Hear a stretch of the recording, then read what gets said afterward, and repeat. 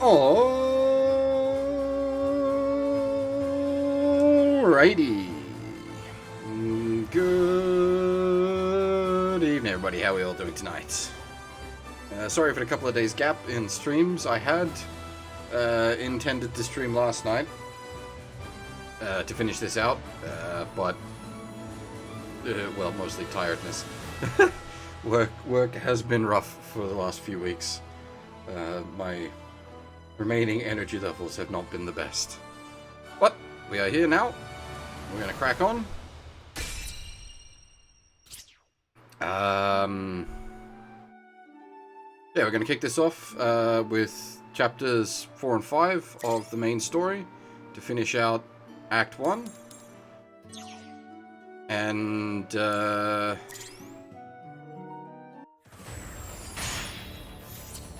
I'll also just show this quickly. I've done the system link thing to get the extra mission unlocks for having certain things done in Battle Operation 2. So we'll get to those as well once we're done with the main story.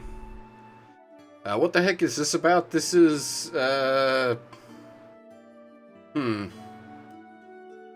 Xeon waifus fighting in the 1 Year War?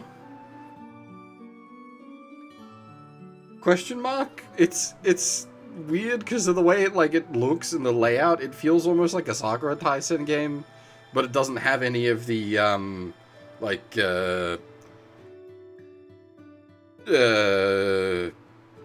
visual novel or dating sim elements. It is just a Gundam game, but as we've seen thus far, it's surprisingly high budget on its story stuff. It's got a whole bunch of anime cutscenes, opening, endings, and more polished than I expected from what is literally an engine and asset flip. I expected this to be as low budget as possible, but it's actually surprisingly decent. This doesn't rely too much on knowledge of the Universal Century Timeline fab. Yeah, honestly, a lot of what we've seen so far isn't really, deep lore stuff. If you're a huge Gundam nerd like I am, you'll get a kick out of some things. But for just the enjoyment of what's being presented here, you don't really need to be a massive Gundam nerd to get a fun out of this one. Because all the core characters in this are all original.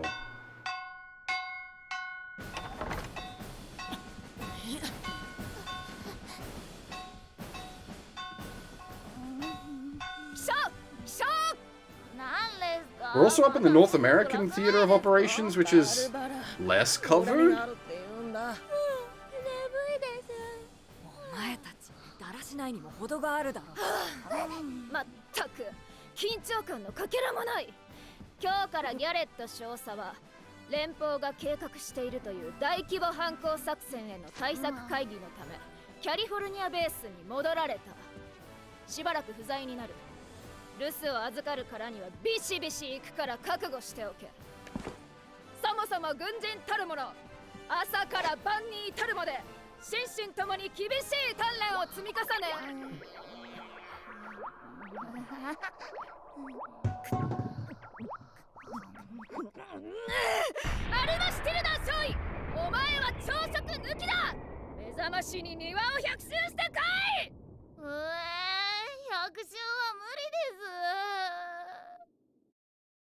Honestly, by the time the whole game is out, there's probably going to be enough anime across all three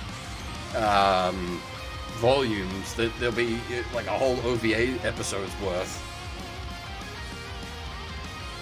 Yep, there's opening and ending each chapter. It presents itself as an anime. It's good. It reminds me a lot of the Eureka 7 games.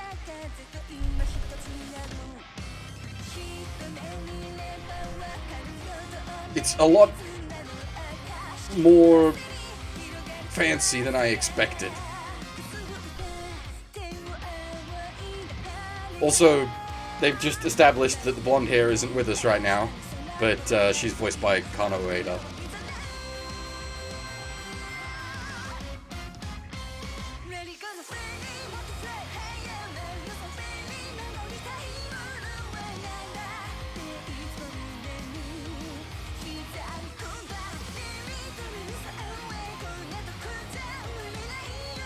There's a very spicy comment there, Axis.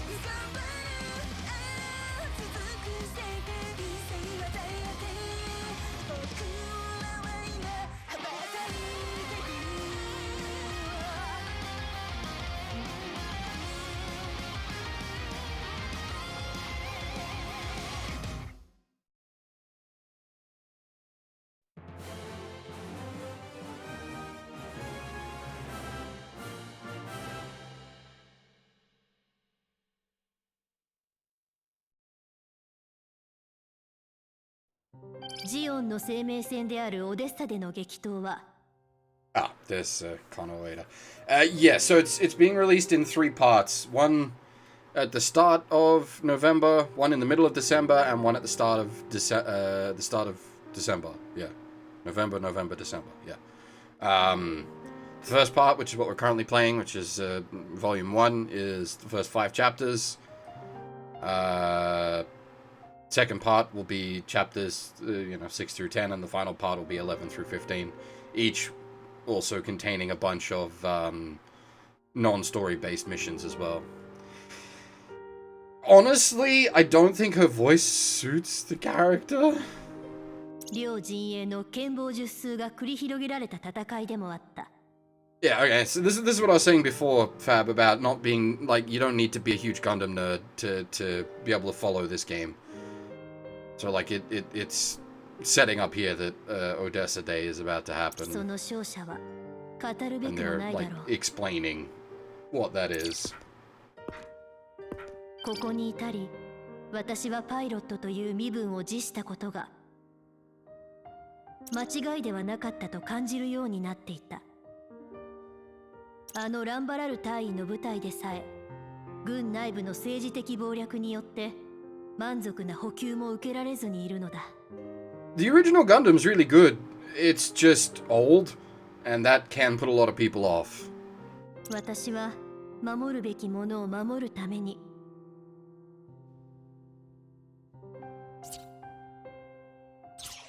必要なものを手に入れるために。She doesn't look like a Kano Ueda character. Like, it feels really off in places. Like, if you're gonna cast Kano Ueda, maybe design the character around it. 頭を下げることくらい安いものだと思えるようになっていた。Because it's Kano Ueda. That's like her most famous role.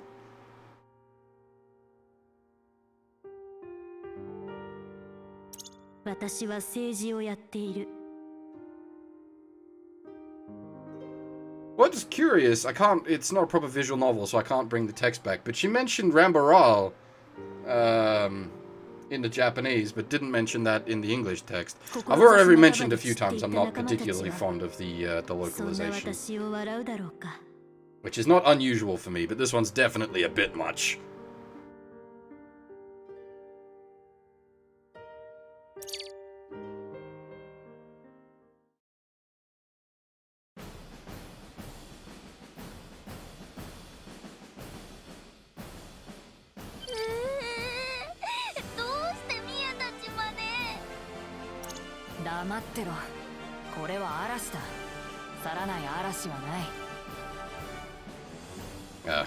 If you're interested, to access my very short list of the voice cast for this.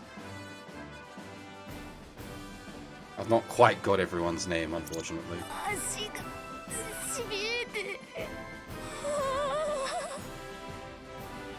軍人たる者、軍旗にのっとり、常に模範となるような態度で日々の任務に臨むことが当然なのだ。ギャレット少佐はその点少々緩い部分もあったかもしれんが、私は違う。 I'm not surprised it's fully voiced. I'm surprised that they went to this much detail in the story back end. I was expecting the story to almost just be menus. そこのところを頭に入れておけ。はい。声が小さい。はい。ヘレナ・ヘーゲル総長。はい。君は思ったことを口にせず控えようとする癖がある。それはタイの空気を察してのことだろうが、戦場では活発な意見交換は有用だ。今後はそういう遠慮をするな。はい。You pilot some really weird and wonderful, offshoot designs. ミア・ブリンクマン技術少尉。はいです。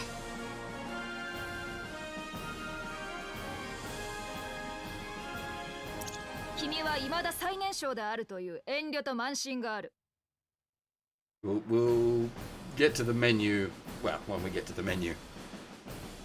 君の階級、立場を忘れるな。年齢など関係ない。戦場では君の判断が仲間を救いも殺しもするんだぞ。 I brought this up on the first stream. I joked that it feels like Sakura Taisen Gundam, but the lead chick, Alma, is voiced by Ayane Sakura, who voices new Sakura in Shin Sakura Taisen. So I do wonder if they knew exactly what they were doing. I suspect that may be the case.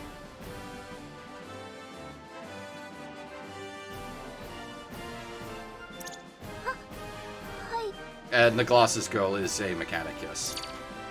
イルメラ・グルーバー軍曹。私も？整備室にこっそり酒を持ち込んでいるのは And バレ yeah, ている。this is just the Amazon chick from 0083. Not literally, but it's basically the same character. まったく少しくらいは我慢 Big しろ。 mechanic lady. 本国にいる娘さんが心配するぞ。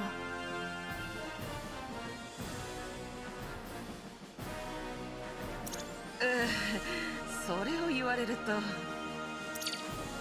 最後にアルマシュティルナー少尉。返事ははいだろう。君の戦場での働きは大したものだ。だからこそ過信はするな。ギャレット少佐が何を思って君を引き抜いたのか私は知らされていない。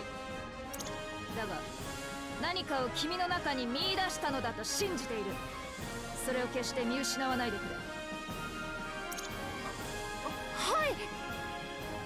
我々ノイジーフェアリーに与えられた任務はキャリフォルニアベースを守り抜き連邦に勝利してジオン公国独立の悲願を達成することにある。というわけで何をするにもまずは体力。全員外周100周。 I doubt there'll be a PC version of this just because there isn't a PC version of Battle Operation. だから100周は無理ですって。 Wait, you have consoles, right? They're Access? I'm playing on a PS5, but it's also on PS4.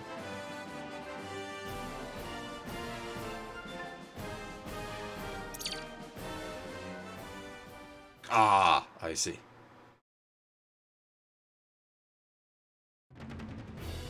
これよりネクストターゲットリンクの訓練を開始する。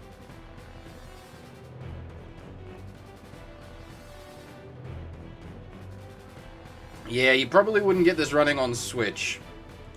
That would require them to, you know, optimize and such. So I very much doubt there'd be a Switch port. As for a PC release, I have no idea if that information is floating around, so be it. I'm unaware, unfortunately. ネクストターゲットリンクは We not goof. We like proto goof. Like I said, we're piloting some really weird oddities. 攻撃するターゲット情報を共有し集中攻撃を行うことができる大変重要な訓練のためしっかりと練習するように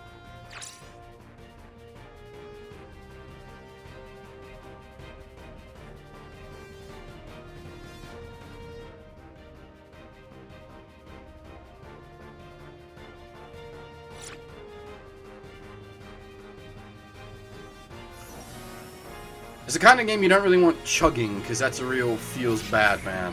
あいつを集中的に攻撃するよ任せてください了解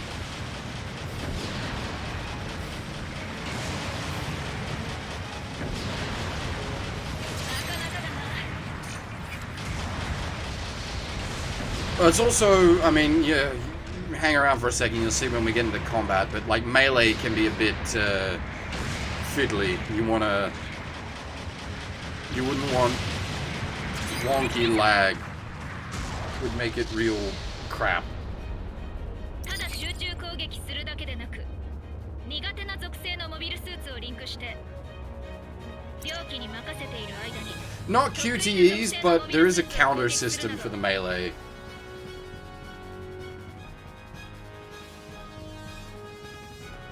ネクストターゲットリンクを使い続いてチェインについて説明するこちらも重要な内容なので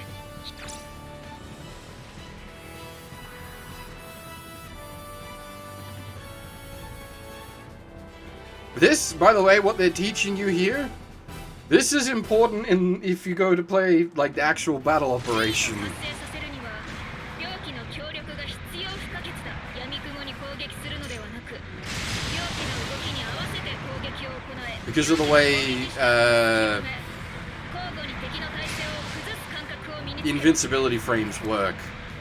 If you can get a nice chain going, 畳みかけるぞうまいチェイン数が多くなるほど与えるダメージが上昇する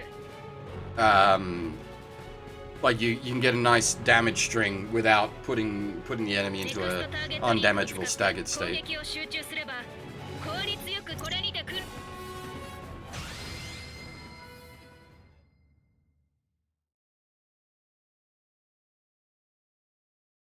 海洋戦力への牽制ってありますかええ連邦のパナマ基地から海洋戦力が欧州への動きを見せてる The feds wouldn't even have that much like naval utility at the moment. It'd be some subs and maybe some aqua gyms if they're lucky. そのうちの一部がメキシコ湾に入り物資の積み込みを行うという情報が情報部からもたらされたのこれ自体の阻止は難しいけれど牽制によって遅滞させることが重要なるほどそれで我々にも陽動部隊の一つとして展開しろと確かに連邦の基地は東部に点在しておりますが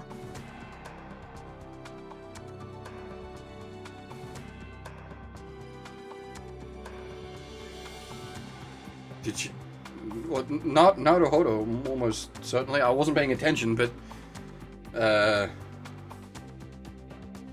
quite possibly. It's a very, very common turn of phrase. Well, that's the joke with Ryoichi Naruhodo's name. Completely lost in English. Don't get me started on that goddamn franchise. 戦力的には物資積み込み自体を阻止することも不可能ではないと考えますが Well, you can read Naruhodo can be read in a bunch of different ways.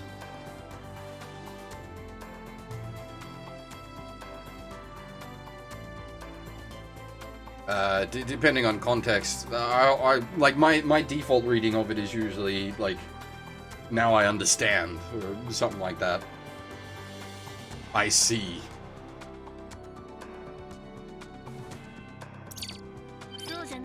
But yeah, context sensitive.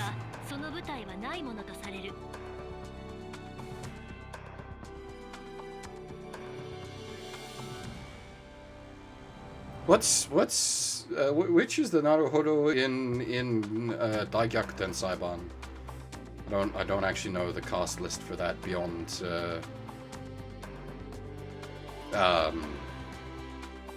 oh brain, come on. Holmes. 合流を遅らせることでオデッサでの作戦開始自体を遅滞させるのが目的。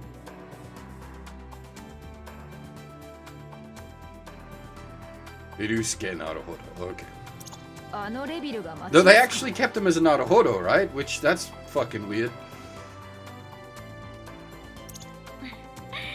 そうね。では、キャリフォルニアベース司令部の本音を言うわ。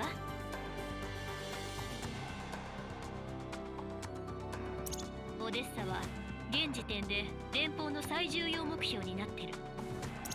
そのための物資なら連邦は必死に守るでしょ。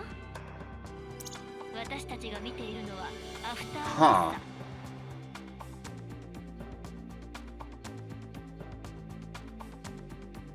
サ。北米に温存されている敵戦力を引きずり出し、現時点で可能な限り消耗。 I wonder if she's aware of what's going to happen, or at least what they're trying to do. It's a very unpleasant strategy.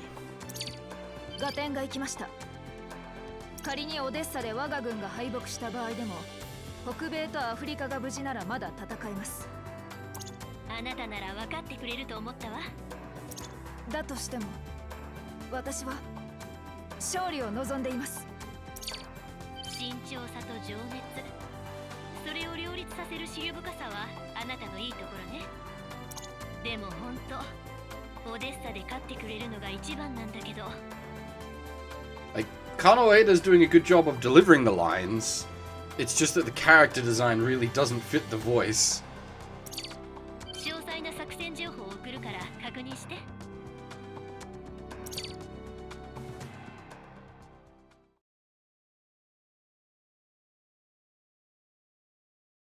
快適予想地点はここになるわ。I think Killy probably takes the cake for stupidest name.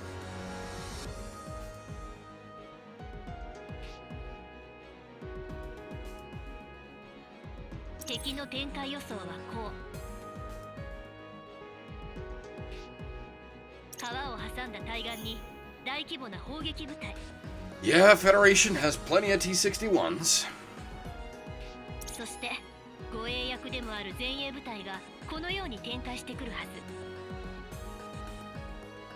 ず。Yeah, the Gundam franchise as a whole has some very silly names across the board. I mean, Amuro Ray for one. But, but Full Frontal is a... That's at least like a stage name. As such.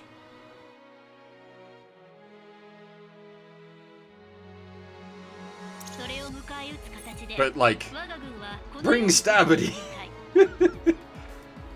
Mind you, Tomino and his names. You could never top Dunbine. Big bad shot weapon. 我々ノイジーフェアリーの担当はここ。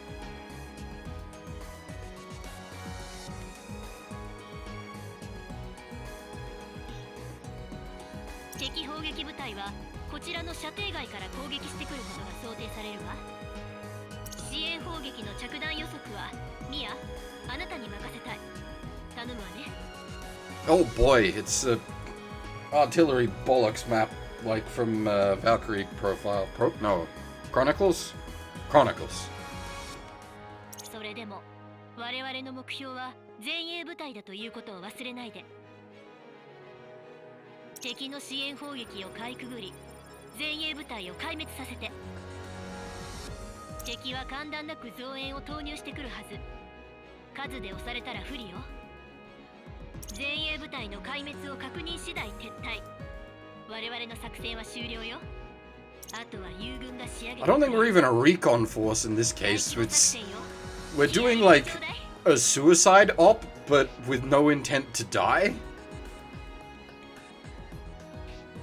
Also, there's a bunch of like people around. Heya Vatio, Grieg, Skinny.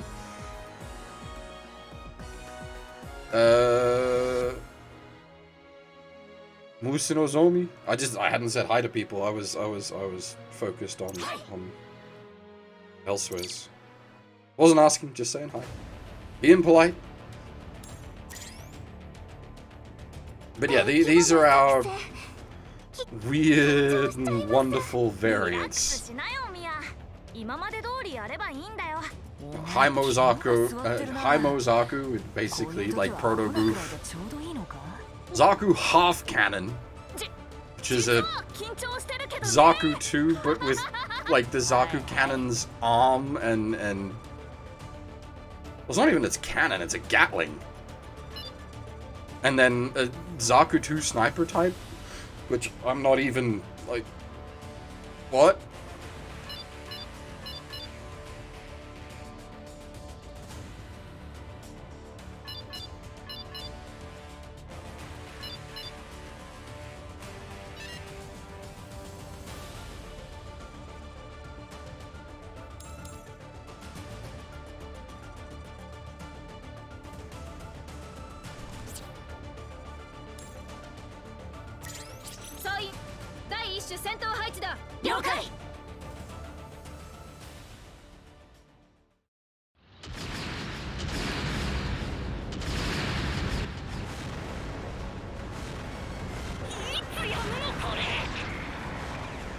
I should have switched out to the machine gun rather than the Baz.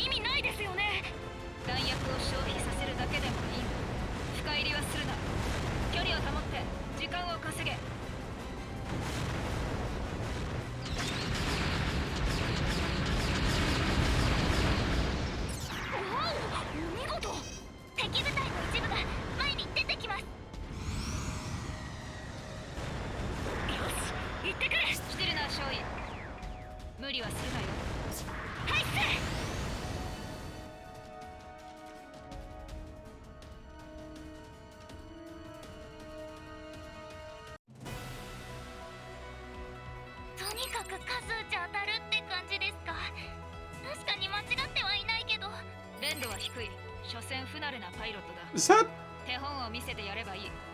a trainer gym mixed in with some gym grounds?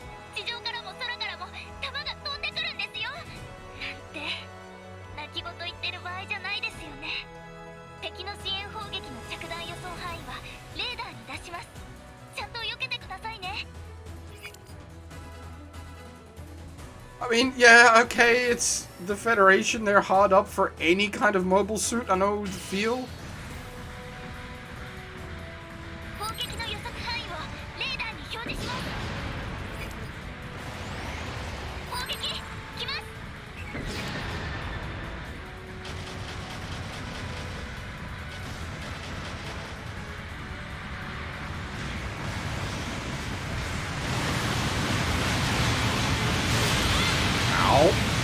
Holy crap.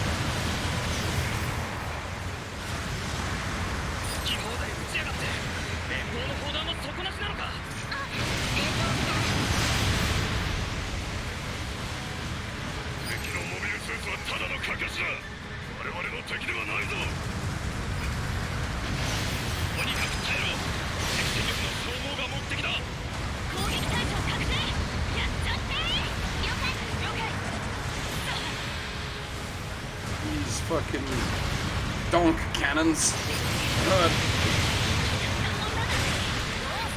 私のとっておき見て驚くな。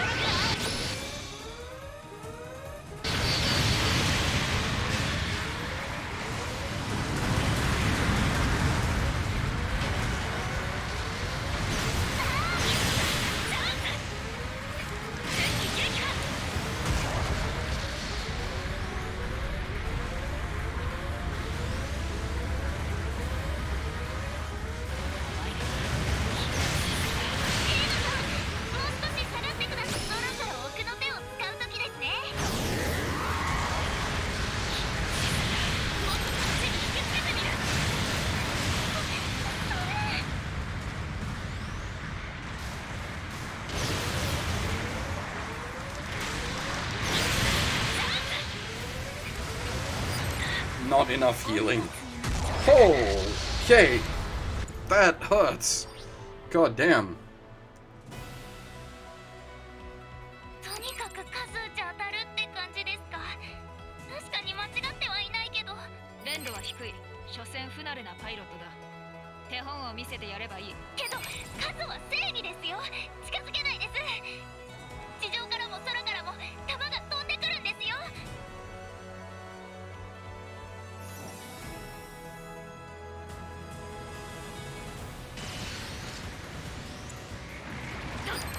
砲撃の予測範囲をレーダーに表示します。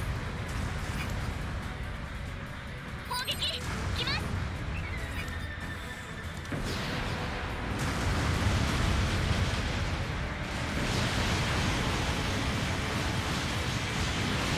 気をつけろよ。 Heck. 気砲台撃ちやがって連邦の砲弾は底なしなのか。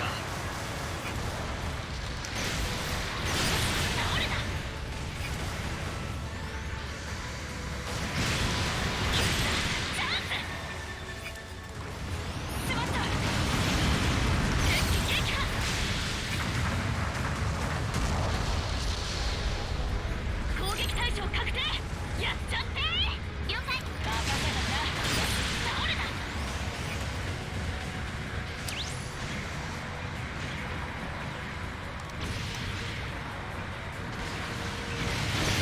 敵のモビルスーツはただの影だ。我々は敵ではないぞ。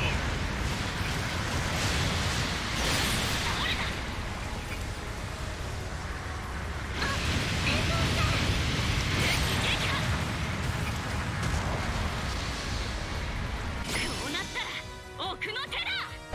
Yeah, it's messing with my head as well, Fab. I thought it was a good idea at first. I didn't think about, like, obviously I play Gundam games. Maybe I shouldn't have used that kind of an alert message. あれはそろそろ奥の手を使う時ですね。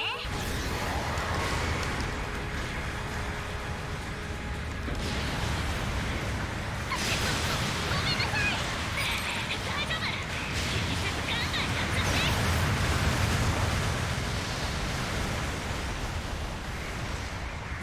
3機目。 Do we actually need to, like, cap the point? やっぱミアは伸びしろがあるな。中継地点を占拠する。バックアップよろしく。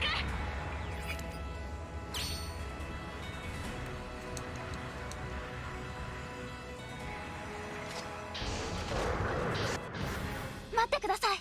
この音、ビッグトレイです。おい、ありゃやばいぞ。一旦引け。連邦め、陸上戦艦まで出してくるのか。敵の支援砲撃は一気に激化する。各機気をつけろ。ビッグトレイからの砲撃予測地点をレーダーに表示します。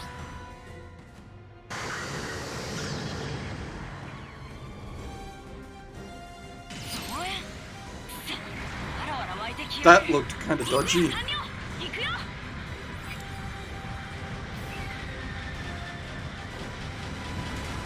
ターゲット決定。攻撃を集中させて。任せてください。任せてな。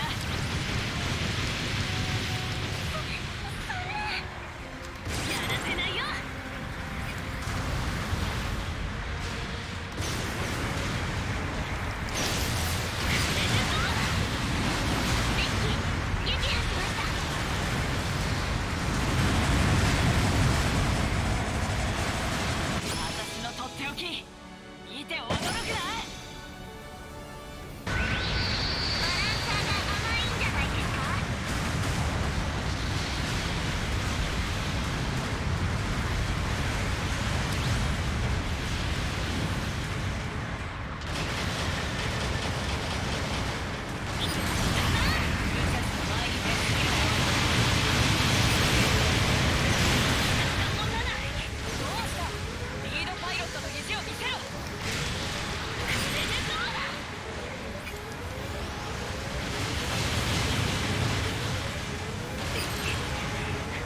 切り札ここでやります。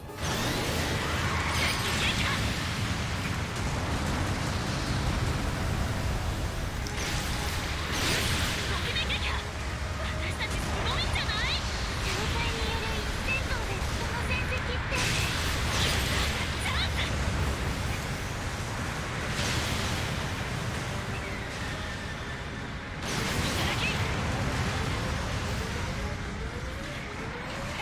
ちょろいな。5期目やったぞ。こりゃ入れ食いってやつだな。敵が気の毒になるね。もちろん手は抜かないけど。ビッグトレイが交代する。繰り返す。ビ It's ッグトレイ weird が交代した。 because I normally play as Federation when I'm playing Gundam stuff. I'm used to having to defend big trays rather than get 向こ assaulted うも by 本気 them. じゃないんだ。あしらおうとしてるだけ。それでもこんな大部隊が出てくるなんて。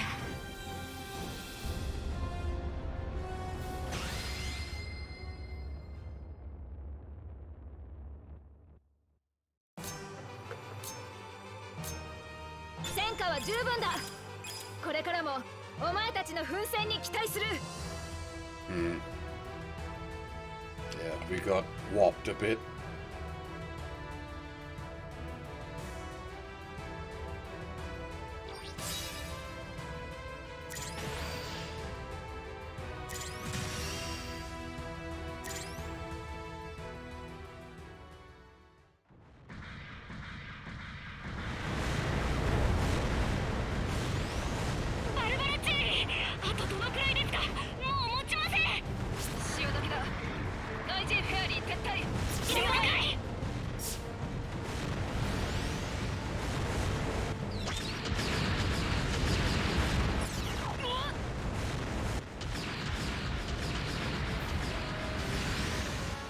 That's beam rifles.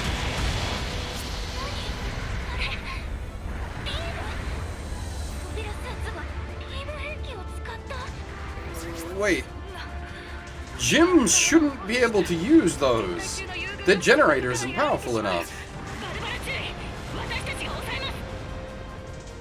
してるな、勝利。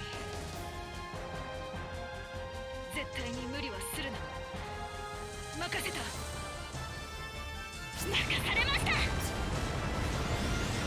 ルマさん、サポートして。ビーム兵器を相手に直線的な動きはダメ。ブリンクマン技術勝利。応答せよ。ブリンクマン技術勝利。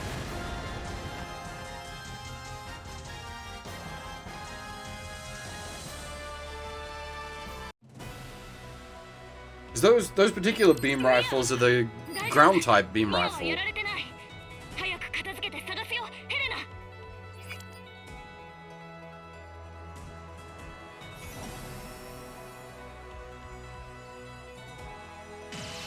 よくもやってくれたじゃねえか。私が前で引きつけるから狙撃頼んだよ。震え上がらせてやるよ。調子に乗りやがって。ビームにも気をつけてね。軽く触れただけでもやばいから。妙に詳しいな。勉強家ってやつ。お前と話してたら頭に血が落ちてきた気がする。まあいいや。絶対外さねえ。さっさと終わらせてミアを探し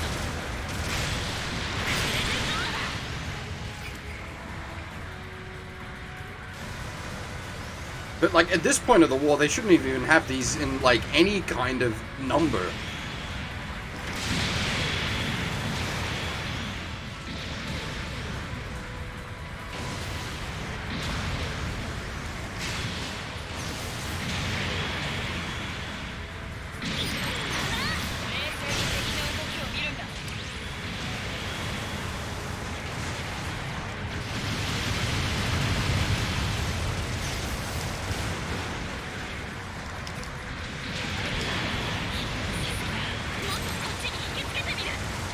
No, these are beam guns, not beam sprays.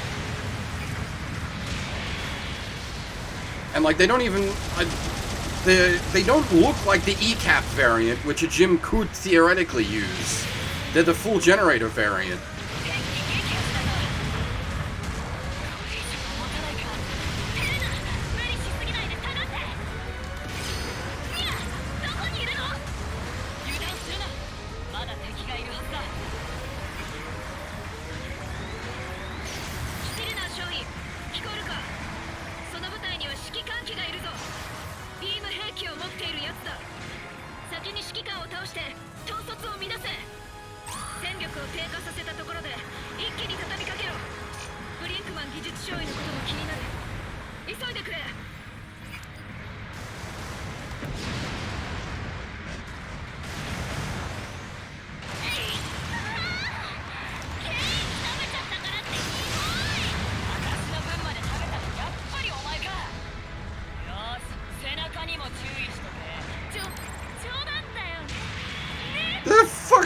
Jim Sniper?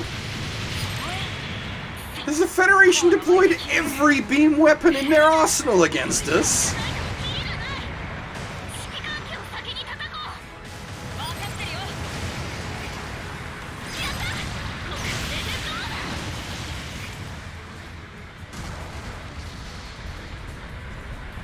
You can't... Okay, no, it does have the backpack. You can't be running one of those yet. That's basically from the end of the war. You normally need a truck to generate enough power to run that rifle. The backpack substitutes for the truck. The backpack has not been developed yet.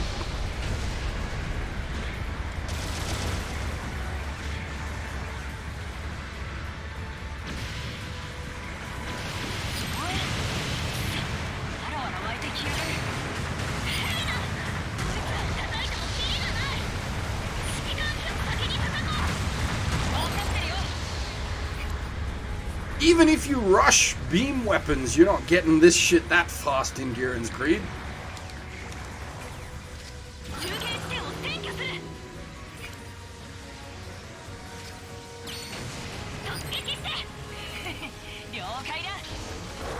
You don't have the, like, the resources to develop this much ridiculous beam weaponry.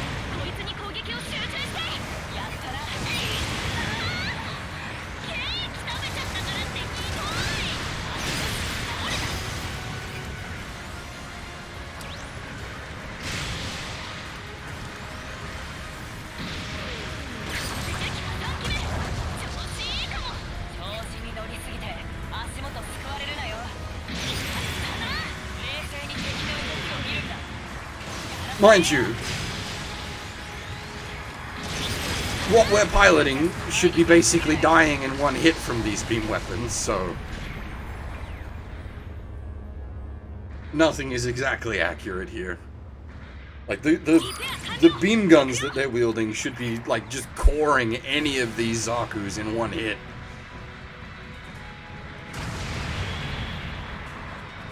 The beam sniper wouldn't even core, it'd just leave like a melted pile.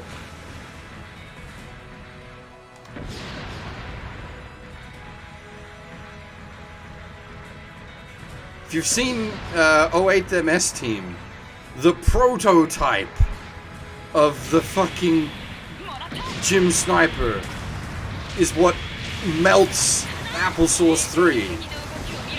That's the one... That's the, like, underdeveloped one that still needs the truck.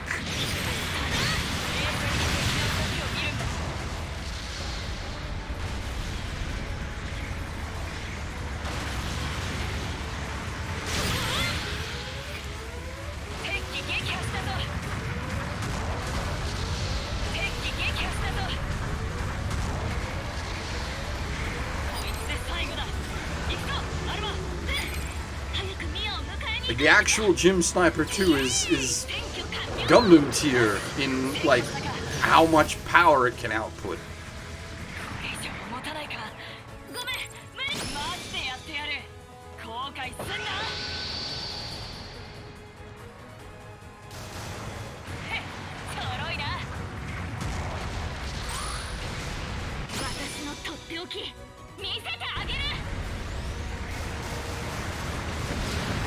See, this is more appropriate. The Jim Cannon.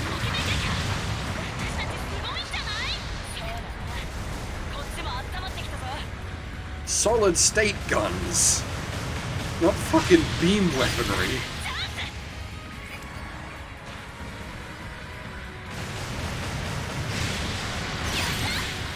I mean, the Jim Cannon can have a beam spray, but any of these things can have a beam spray.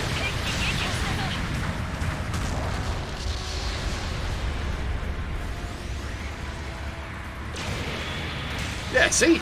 That's much more appropriate. He's got the beam spray.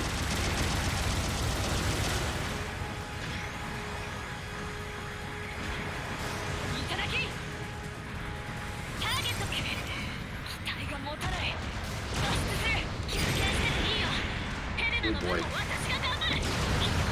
Things are about to get very spicy indeed. Because I don't have the Healy girl with us right now.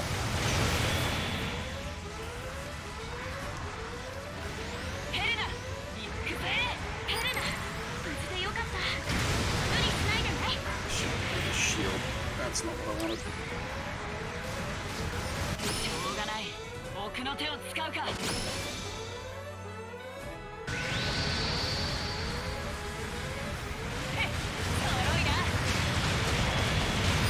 Yeah.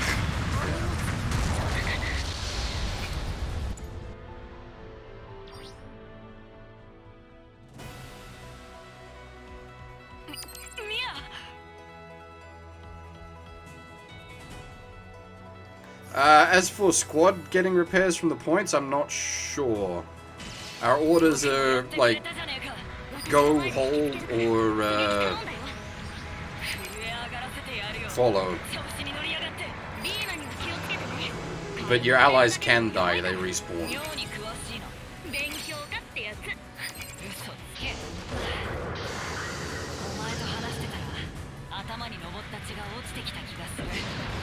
No, we got like sort of a checkpoint. This isn't like the bombardment phase of the mission.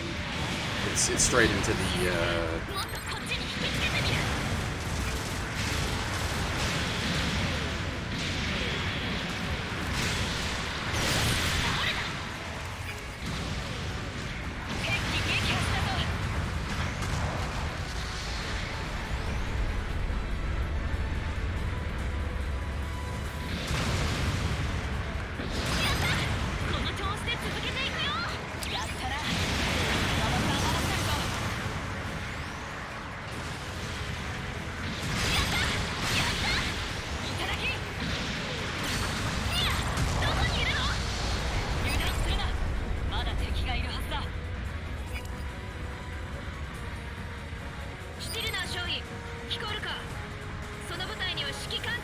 I understand why the enemies spawn in the way they do, because it's built off the GBO2 engine, but you probably shouldn't have had them coming in from heaven like that. It looks very silly.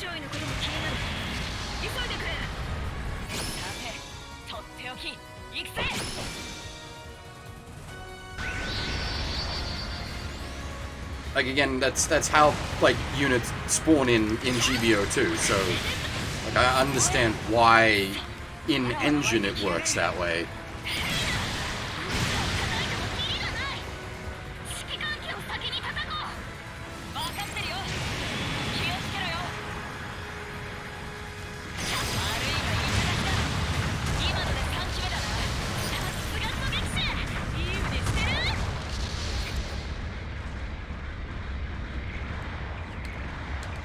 Airdrop mechs were uncommon.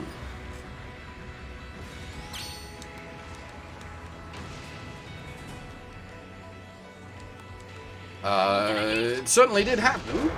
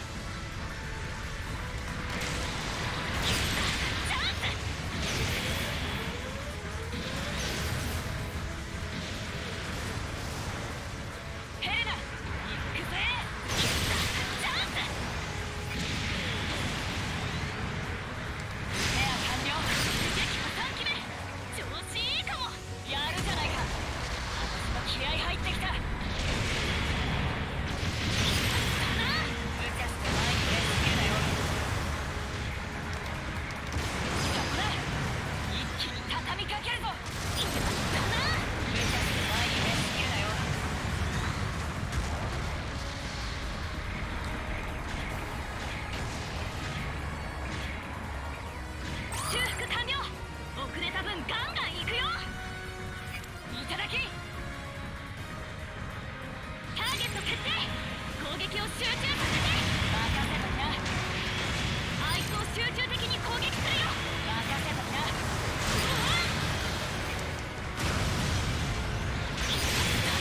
Oh my god. The damage is just too much.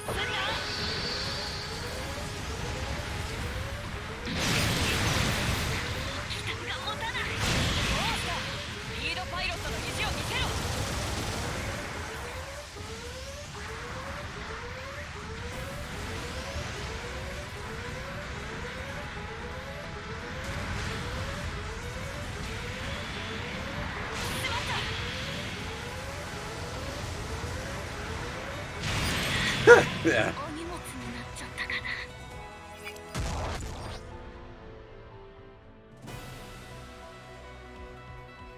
ミア大丈夫ミアはやられてない早く片 I 付け really needed to bring a machine gun, not the bazooka. よ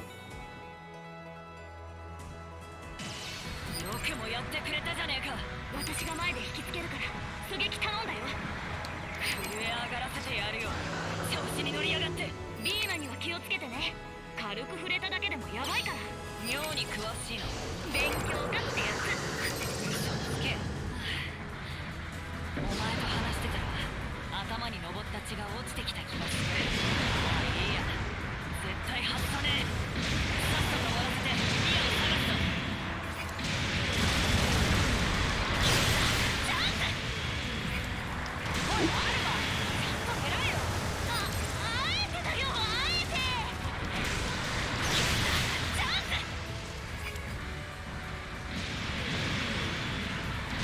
おいて冷静に敵の動きを見るんだ持たない一人でやろうとするな敵の攻撃範囲に敵を誘導するんだちょろいな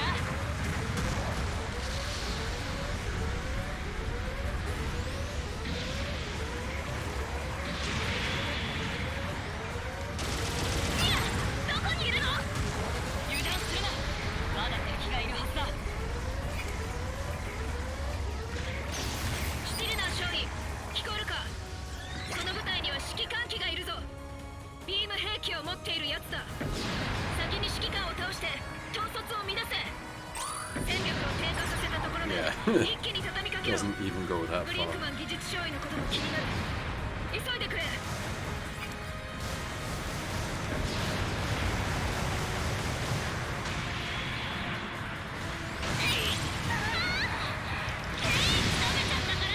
私の分まで食べたのやっぱりお前かよし背中にも注意して冗談だよね。I think he got nailed more by his ally than we hit him. そうやさわらわら湧いてきやがるヘイナこいつらを叩いてもキリがない指揮官機を先に叩こう分かってるよこれでどうだやった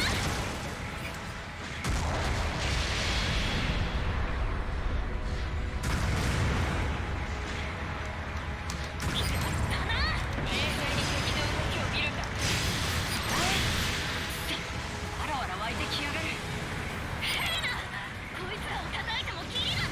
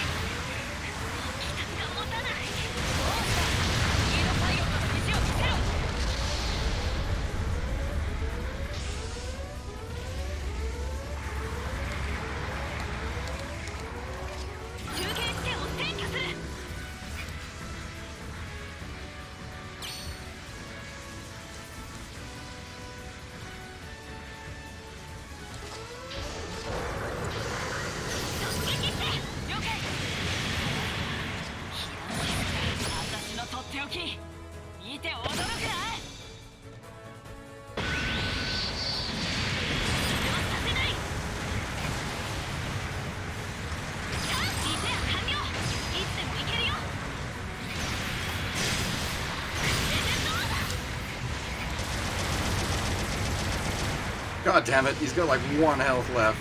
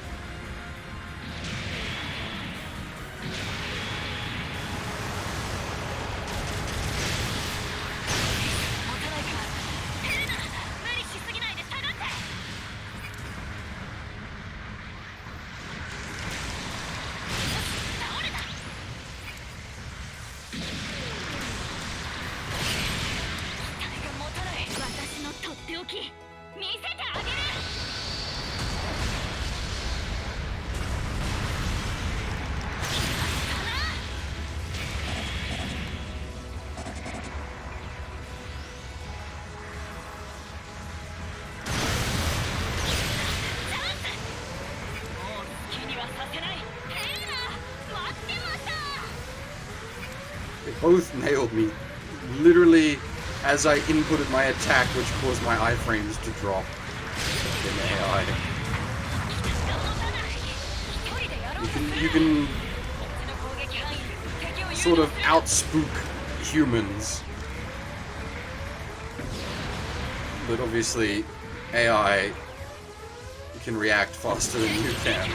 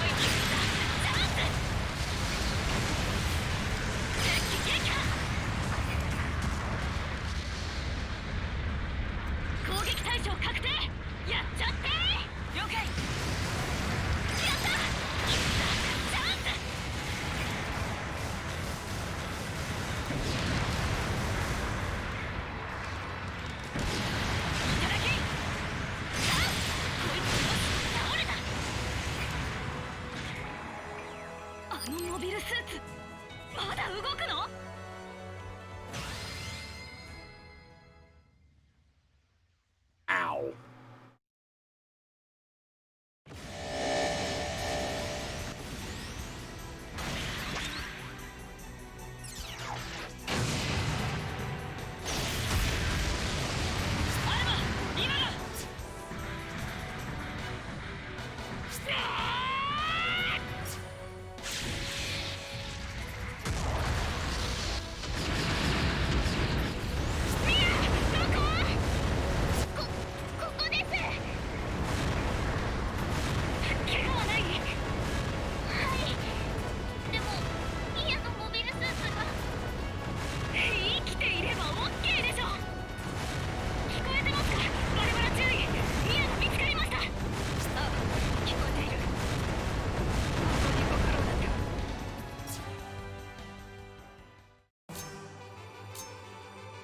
Damage taken S? Really?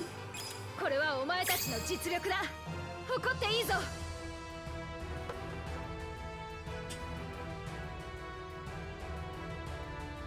私強くなった気がするよ。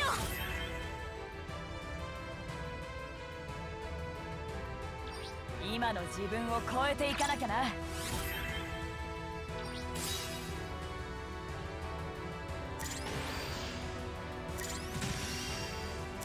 これで私たちますます強くなっちゃうね。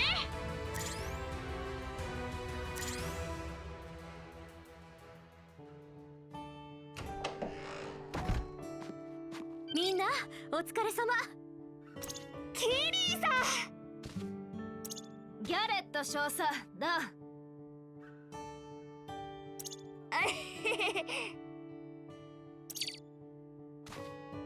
でね、聞いてくださいよ少佐。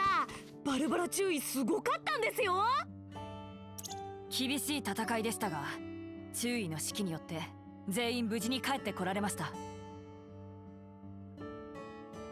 いろいろとトラブったんですけど、全然慌てないんですよね。バルバラ注意って。お前たち。あなたなら託せると信じていたわ、バルバラ。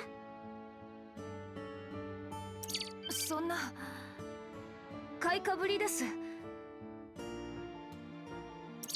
もちろんみんなも本当に頑張ってくれた。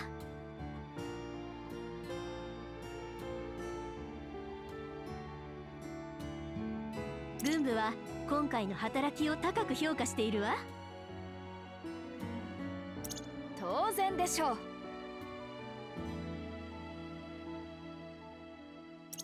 やった。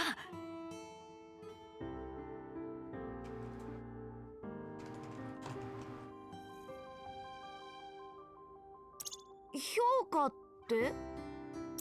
まあ平たく言えばご褒美があるかもってことですよ。本当？やったー！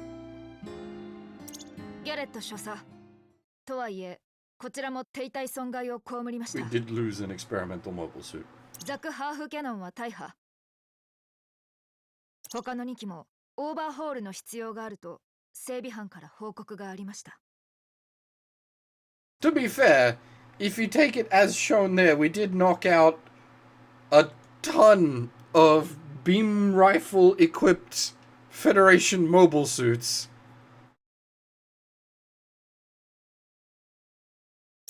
ずいぶん使い倒してきたものね。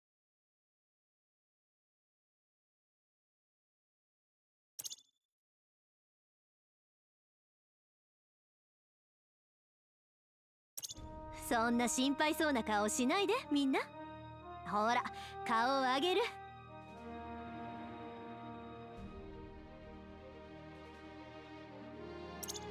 でも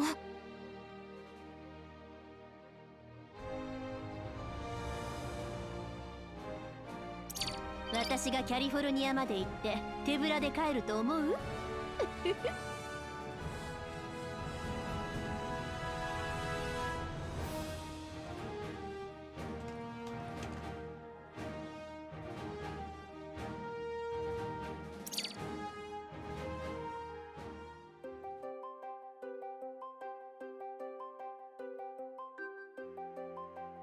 ？It's proper anime, yo. Every episode has an op and an ed.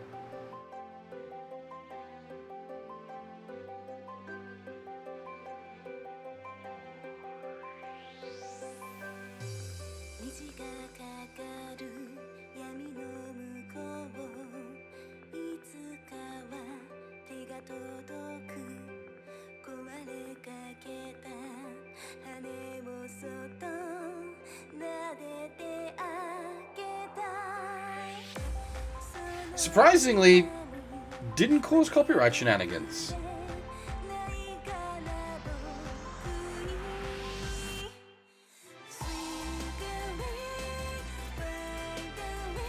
It's blocked. Like you can't actually stream this directly from a PS4 or PS5. All the gameplay and all of the video is blocked. but I'm using a capture card, so I get around that. But it's also not on the copyright bots.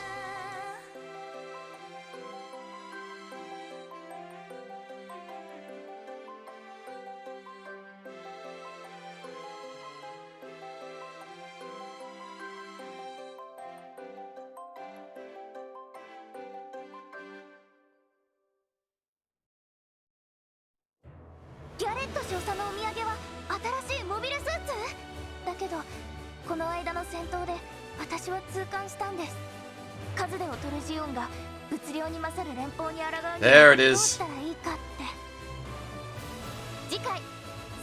We called it back at the start of the game that the Gundam Pixie would be appearing.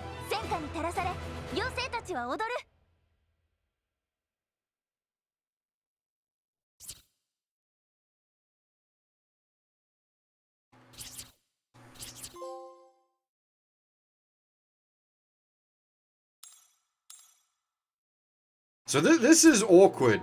It basically just punts you into the next chapter if you hit yes there. Yeah, that definitely will. Well, it depends on the case. It depends on the track or axis. But yes, that will definitely get you hit at some point or another.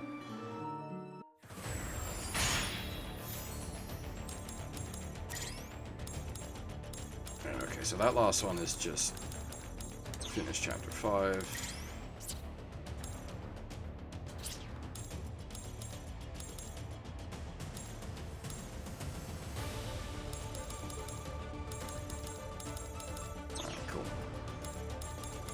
Easy enough to unlock. But yeah, you see what I mean? Like, it blocks everything except this menu.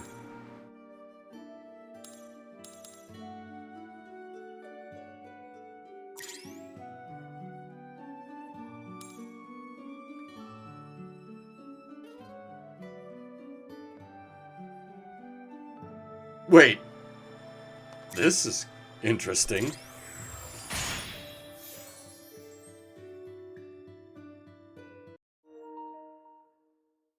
Yeah, but that's a bit of a jump. ヨーロッパ戦線において今時大戦最大の地上戦となるオデッサの戦いが始まった。ジオン公国軍にとって資源確保の生命線であるこの鉱山地帯を失うことは、Yeah, this is where everything started to fall over for 地球 Zion. 方面軍の存在理由を失うことと同義だ。地球連邦軍の幾重にも張り巡らされた包囲網と物量を前に、多くの者はその結末が火を見るよりも明らかだと知っていた。そう、ジオンは負ける。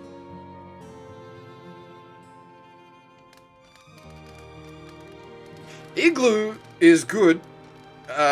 Igloo Apocalypse, not so much. 伸びきった我が軍の戦線、補給もなく消耗し続けるだけの最前線。重力に縛られ続けた地上部隊の士気は開戦当初に比べ見る影もなかった。先の見えなくなった泥沼の戦争の先に、若者たちにどんな未来を残せるのだろうか。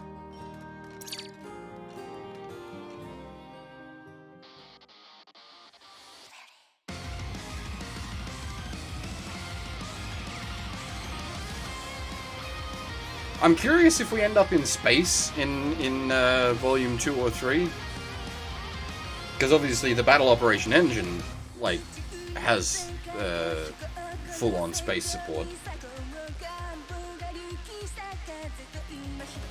Gonna do we'll do Act 4 and 5, and then we'll do the free missions.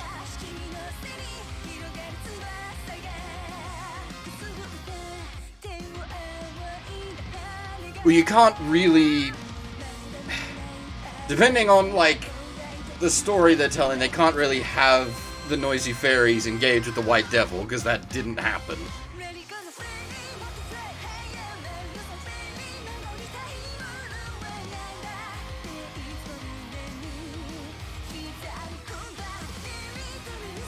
A lot of the side story stuff is much more free-for-all. Like, this mission is having us recover a cannon from the wreck of the Adolpher. That's a cool touch. Because it doesn't interfere with the story told by Igloo. It just builds upon the story told by Igloo.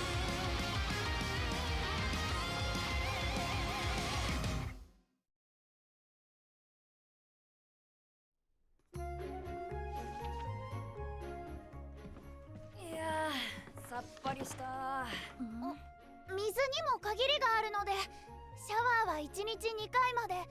バルバラ注意に怒られますよ。いや、無理でしょ。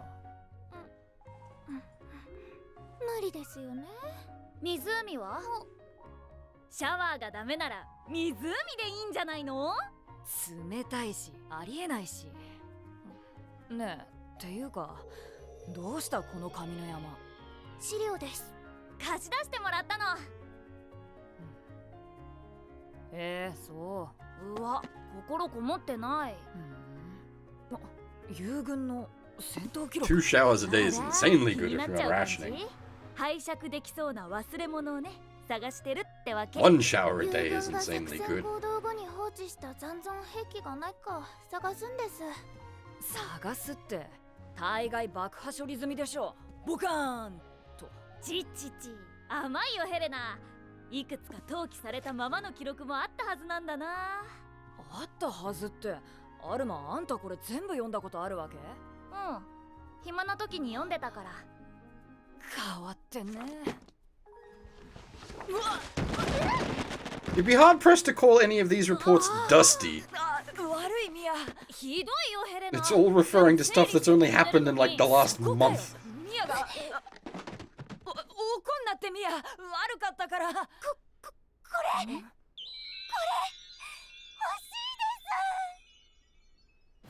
す。第603技術試験部隊のオリバー・マイ技術注意。大破を確認も回収困難につき登記。ほらあった。YMT-05 ヒルドル部。手法は宇宙戦艦向けに作られた30サンチ砲。ぴったりです。ぴったり？これ私のアイデアというか。お、可愛い顔して考えることがえげつねえな。ねえミヤ、ヒルドル部はどこにあるって？ This is actually really cool. I really like this idea. Like, they're not...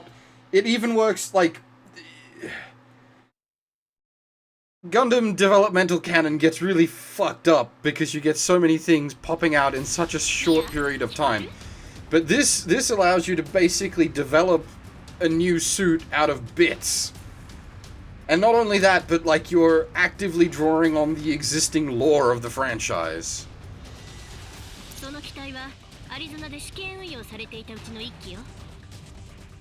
すでにある程度の運用実績があるけれど、あなた自身が慣れる必要もある。いろいろと試してみましょう。いいなあ、新しいモビルスーツ。お前だってイフリートの整備が終わったら乗り換えるんだろ？ That's quite the step up, yo! Jesus! Fuck! There wasn't many of them around! ほら、話してないで真面目に取り組みなさい。I don't even... How many Efreets was there? 12? Maybe even less than that. Because there was the one that got remodded into the exam system. 8! Yeah, barely any.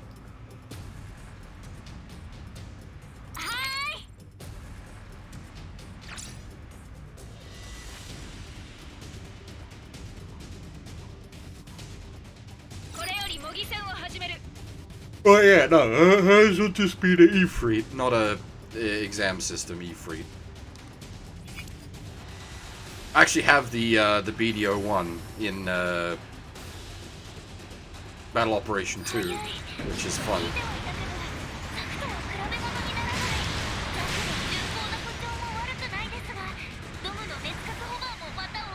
So is she basically gonna strap the Hidolfer's cannon to a Dom cannon?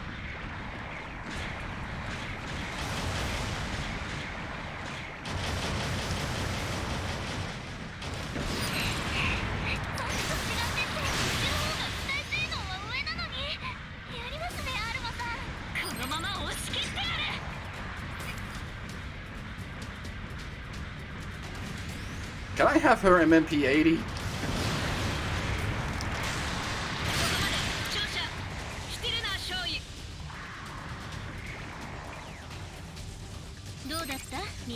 I mean, the Dom is a good base for that kind of ridiculously huge cannon platform because it's a hoverbot.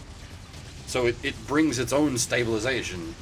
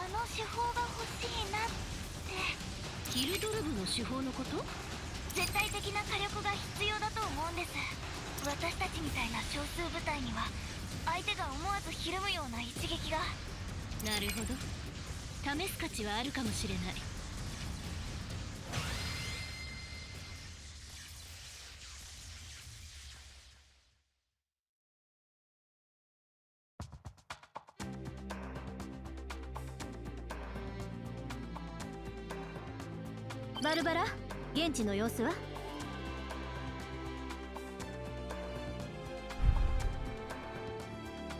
天候は晴天。ミノフスキー粒子がやや濃いです。また気象状況に悪化の兆候あり。連邦のパトロールエリアにでもかぶってるのかしら。あまり時間はかけられないか。みんな聞いて。今回は半年前に登記されたヒルドルブの回収が目的よ。これを見て。数ヶ月前に撮影された航空写真にヒルドルブの砲塔らしきものが確認できたわ。寂しそう。ずっと一人ぼっちだったもんね。砂漠の落とし物探しか。簡単じゃなさそうだ。皆さんすみません、ミヤのために。舞台のためになると思ったから私が採用したの。あなたは創作に全力を尽くしなさい。I should do some more of the side story stuff, like the White Dingoes one on the Dreamcast, because you can actually emulate that shit these days. いいわね。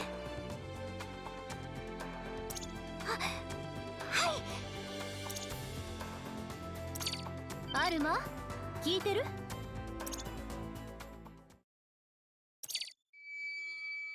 シオンは皆殺しにする。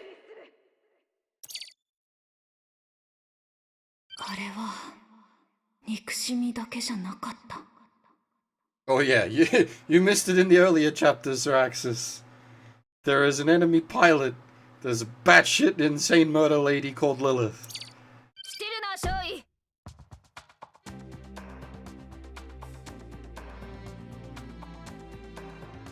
What one was on the Saturn? I thought Dreamcast was the first.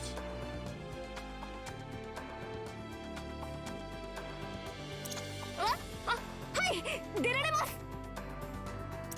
そうじゃなくて、話聞いてた？ごめんなさい。何かあるのなら作戦が終わってからゆっくり聞くわ。今はこの作戦に集中しなさい。はい、キリー少佐、大丈夫です。We did not kill her, so I'm going to assume she'll be the big bad at the end of Volume 今回の 3. 作戦を説明するわね。That or she'll be the big bad of Chapter 5. ヒルドルブはやはりアリゾナのこのエリアに登記されている。ひとまず3人を安全な場所に下ろすから北を目指して進んでちょうだい。我が軍の制圧圏内とはいえ、ヒルドルブの交戦記録を She's in a gym 連邦との衝突も modified gym striker. I think it might have just been a gym striker, but in the wrong colors. I'm not sure. ミノフスキー粒子濃度の高さから敵部隊が展開している可能性も十分あるわ。みんな十分に気をつけるように。では作戦開始よ。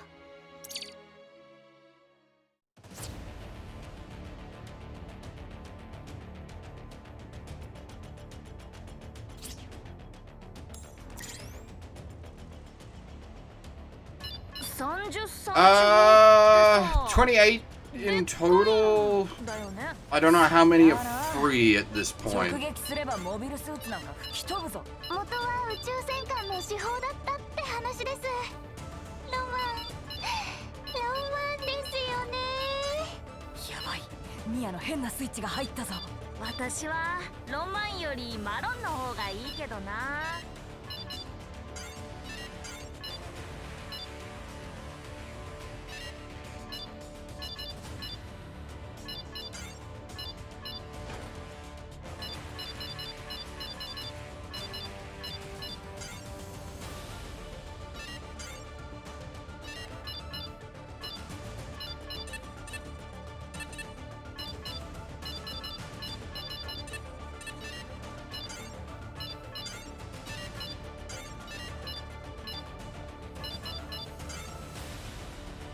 Oh, Blue Destiny was Saturn. Okay, I thought they were both,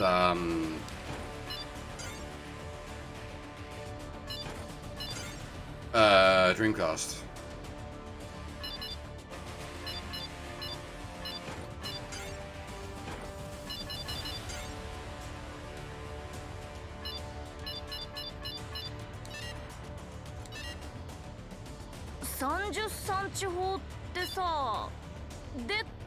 I did not play a lot of Battle Operation, but the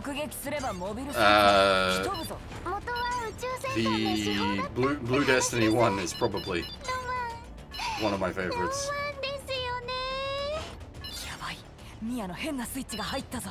私はロマンよりマロンの方がいいけどな。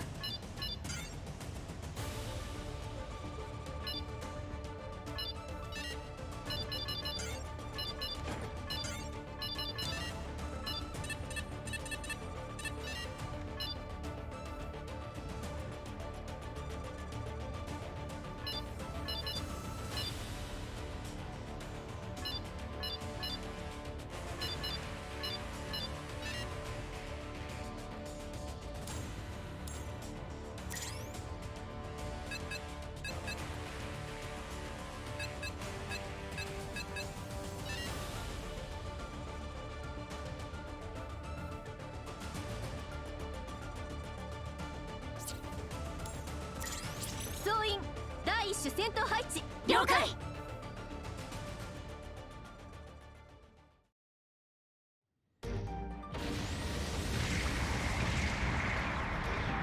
少佐、航空写真と現地の地形情報が一致しません。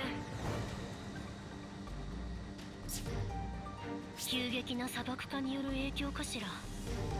参ったわね。 We're deploying on the ground for stealth reasons, and there's a carrier flying above us. 差分を照合してアップデートできる？地上の情報も送ります。了解。こちらで相互解析を行いながらナビゲートする。しばらく地形情報の精度が落ちるかな。狙撃ポイントの確保は難儀だな。I mean, everything's a stealth carrier because of Minovsky density, but like 今度は何？ the old Marlin eyeball is unaffected by Minovsky. モビルスーツを含む複数の反応を確認。ヒルドルブの予測座標と我々を結ぶ戦場。 Okay, that's an actual gym striker. ミノフスキー粒子はこれが原因ね。仕方ない。やるわよ。了解。フェアリー各機、敵を発見次第発砲撃破を許可する。 Does Lost Chronicles still not emulate? I know you, like, way back in the day, you had to use a very specific revision of PCSX2 to get that going, which, for me, was never a problem. I just played it on actual console. お互い運が悪かったわね。援軍を呼ばれる前に片付けましょう。遮るものは何もない。顔を出したやつから落としてやるさ。腕の見せ所ですね。ハードル上げたな、ミヤ。たく、車線に入るなよ。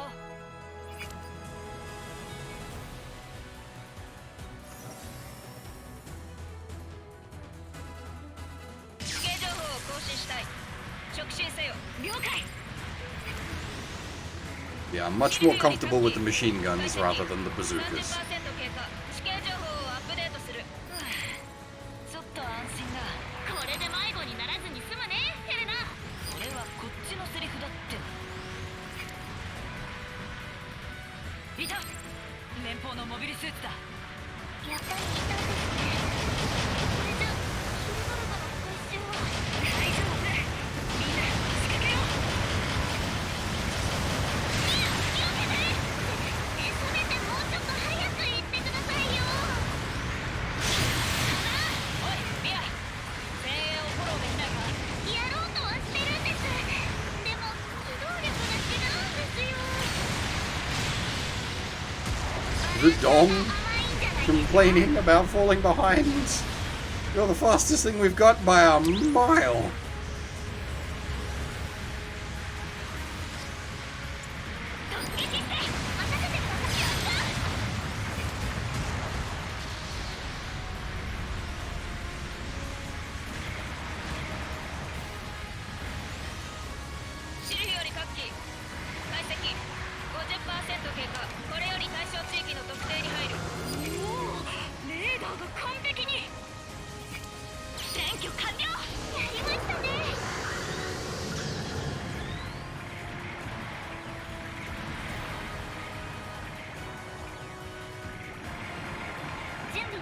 So in the the multiplayer game, you don't just heal by camping at a base. You actually have to get out and manually repair your mech. なるほど。正面から攻めるのは得策じゃない。現地では何か手はありそう？考えてみます。地形をよく見て、どのルートで攻めればいいかな。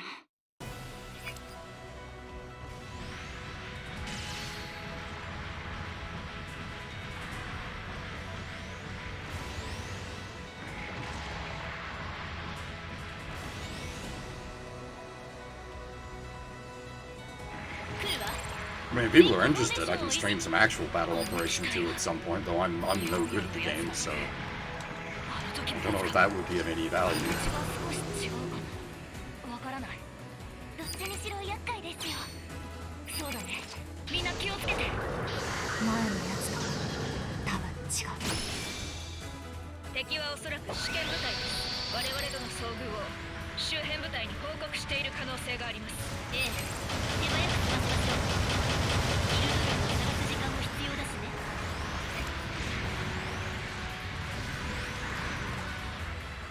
ベッキー、私の切り札。行くぞー。外さない。ビアのモビルスーツが。すみません。機体を放棄します。ミヤ、よく頑張ったぞ。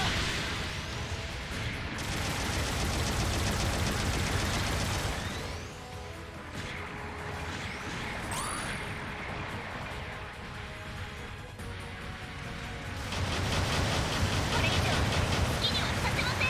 よし。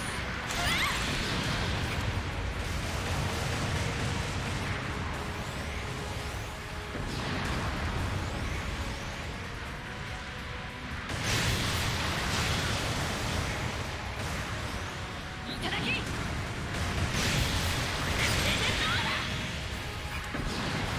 敵機撃破したぞ。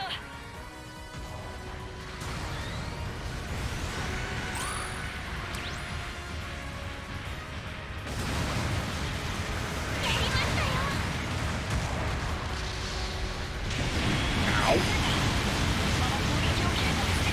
宮崎コンビネーションでこの熱気をつけて。せめてもうちょっと早く行ってくださいよ。多分ここで決めます。さて、とっておき、行くぜ。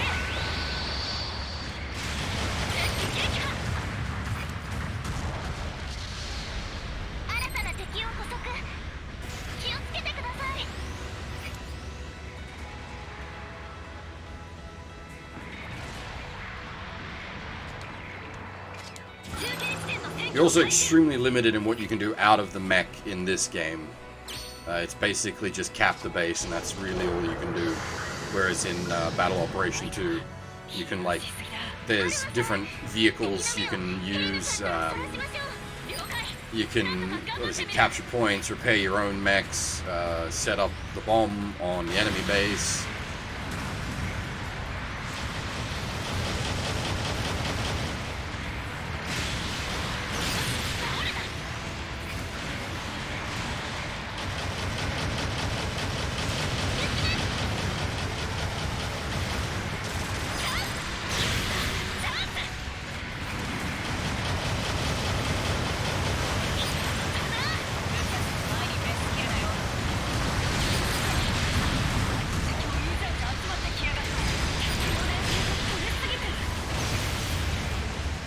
Also, fights are much less chaotic.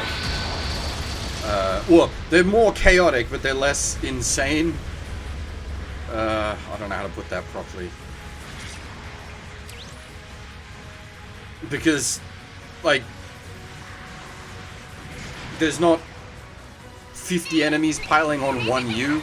It's like 5v5 or 6v6.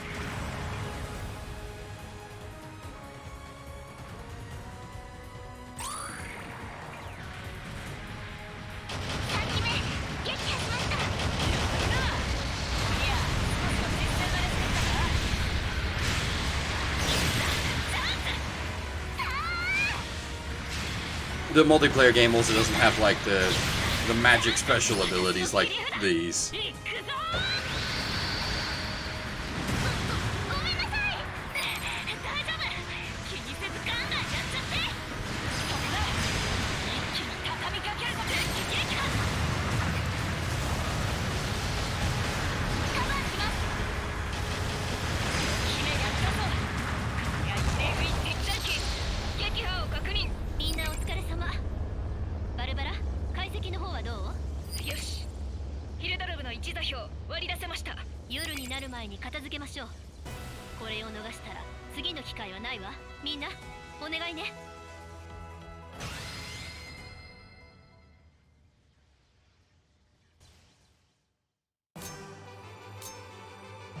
Oof. 任務成功よ。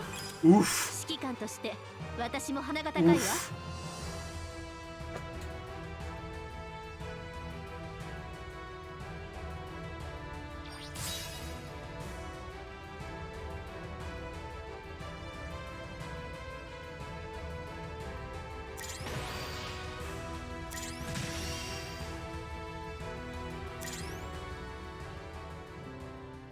Hey, Kota, how's it 夕 going? 日を浴びて赤く染まった砂漠の中、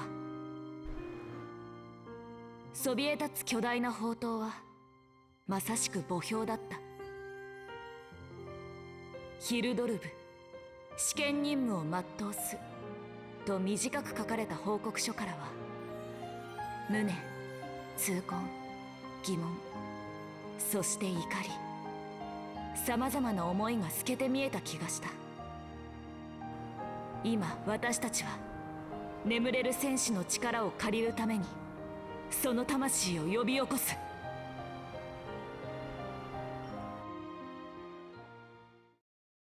I feel you there, Kota.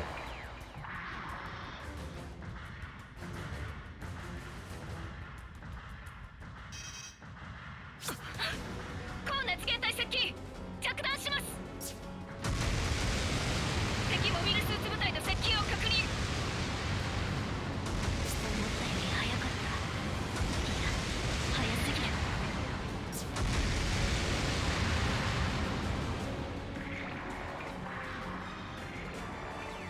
ミア、あなたはヒルドルブの解体と運搬を優先。ヘレナ、あなたはミアの直営を。少佐、私は敵の部隊を捕捉した。人型2にタンク型1。ちょっと待って。 The Pixie! 戦闘のこれ、噂の白いやつじゃ。あの連邦の白い悪魔。いや、オデッサで黒い3連星がやられたと聞いたばかりだ。北米にいるとは思えん。同型の別個体かもしれない。アルマ、できる？あなた以外にあれの相 They 手を really shouldn't have another one, but again, don't question the Federation's development chain. あれを相手に It's 短期だ absolutely insane. 私が2人とも援護する。心配すんな。ヘレナ、ありがとう。援護頼んだよ。 Yeah, Donut Zaku's. Very, very Donut Zaku's.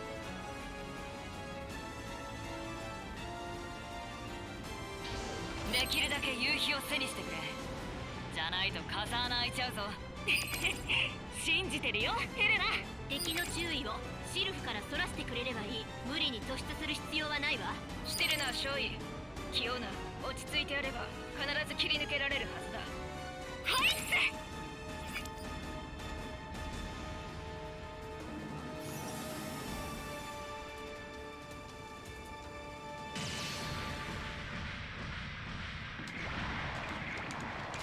中継地点の占拠を開始。敵を近づけないで。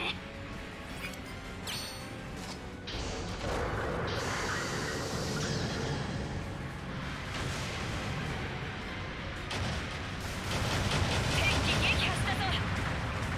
新たな敵を捕捉。気をつけてください。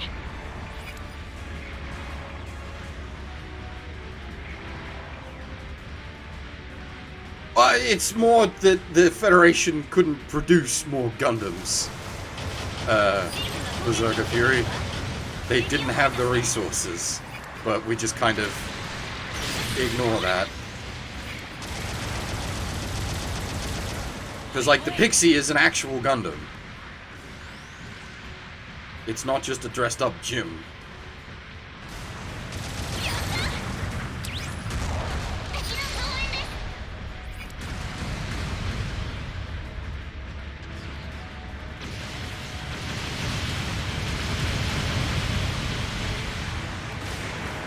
敵の増援です。 こいつに攻撃を集中して。やめたらこのまま黙らせるぞ。敵撃破したぞ。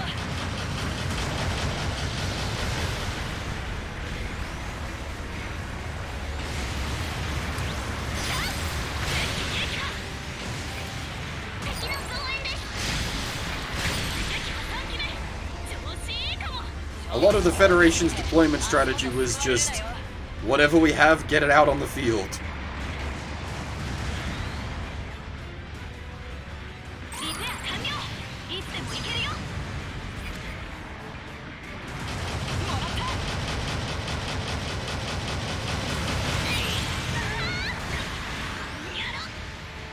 悪いがいただきだ。今ので3機目だな。いいね、ヘレナ。私も負けて I mean, my preference is the ground war and the 1-year war as well. I prefer the big stompies over the, like, crazy, zippy madness that everything becomes in late UC. I'm also not a big fan of funnel nonsense.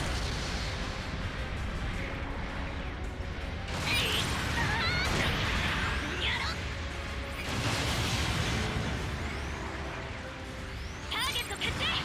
攻撃を集中させて。任せときな。 I like the, like, early production funnel silliness, like your Psycho Zaku. 呪いな。 And your gym juggler where it's 損傷が激しいものは今のうちに修復しておけ。 like wire guided.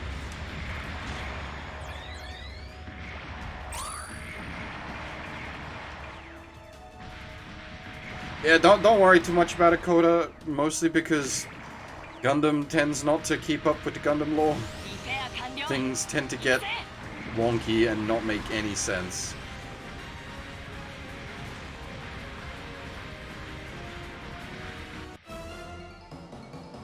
近くにいる。 At least as far as こちらからはまだ 1-year 死に war できて goes. いないぞ。来ます。そんな気がするんです。あっちから。本当に来た。こちらも確認した。見慣れない部隊章をつけてる。新設部隊か。アルマ、敵をこちらに近づけさせないで。了解。噂の白いやつとは違う。あの機体に乗っているのは。見つけた。絶対に落とす。やっぱり同じだ。この間と。私が止めないとみんなが。ミア、作業状況は？あと少しです。アルマも長く持たないわ。とにかく急いで。はい。アルマ、サルベージ完了次第撤退するわ。それまで耐えて。間の距離を取って。逃がすか。距離を取ろうと思ったのだろうが、逃げ腰になった時点で私の勝ちだ。乗っかってあげるよ。少年から来るだと。ダメルだ。 I love the modulator on her voice. It's so good. ちょっといい機体に乗ってるからって強くなったと思うな。性能ではこちらが上のはずだ。 Does your age even count anymore when you're on the battlefield killing hundreds of people? At that point, you don't get to make the underage claim. 押されている。新たな敵を捕捉。気をつけてください。その程度だ。ジオ。この機体を相手に勝てるものか。さすがに以前より手強い。こいつをみんなのところに行かせちゃダメだ。敵の増援です。機体が持たない。どうした？リードパイロットの意地を見せろ。あいつを集中的に攻撃するよ。了解。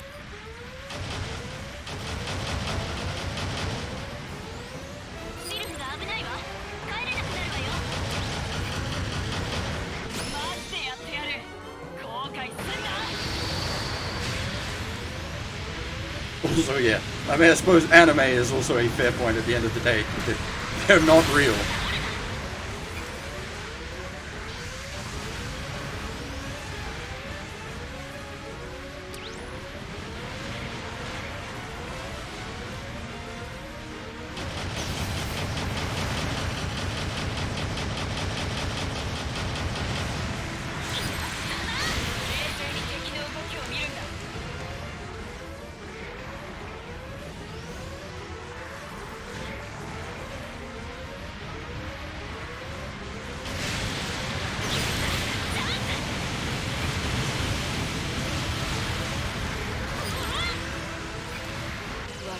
This is kind of nuts, having to like body block. Yeah.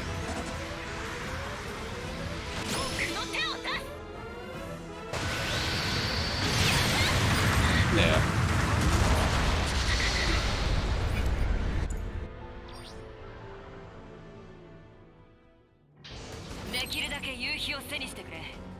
じゃないと風穴開いちゃうぞ。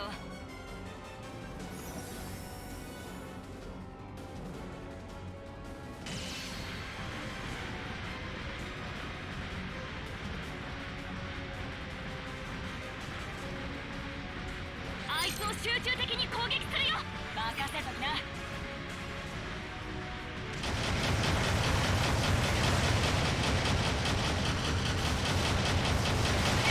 揃いな。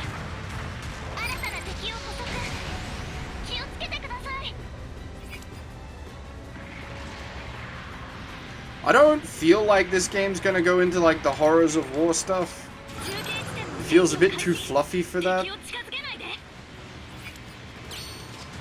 シルフが攻撃を受けているわ。敵を排除して。リペア完了。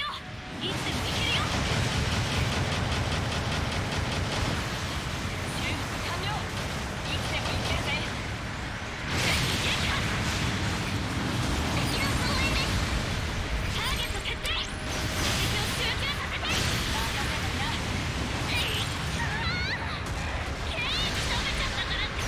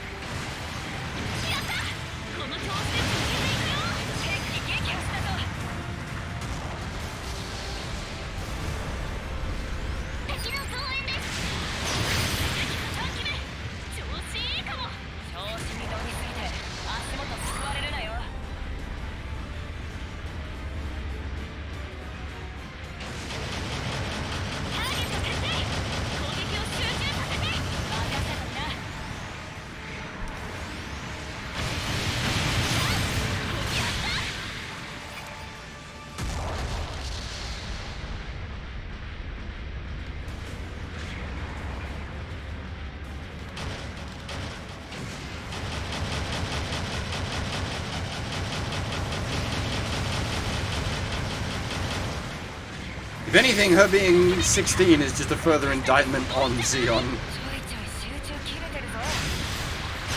But we're well aware at this point of Zeon's child soldiers by this point of the war.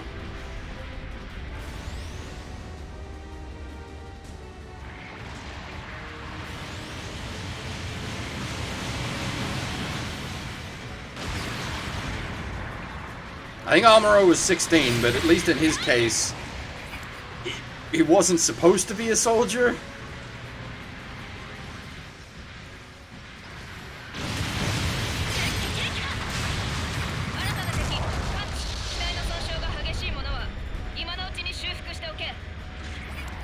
Not that the Federation is any real better than Zeon in itself.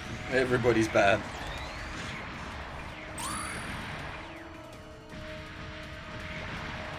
The Federation, at this point, though, is less evil and more incompetent. The Federation doesn't go evil until the Titans pop. You could argue, I do tend to lean on the side of the argument that the Titans are a separate entity to the Federation. Because it's basically a different political bloc.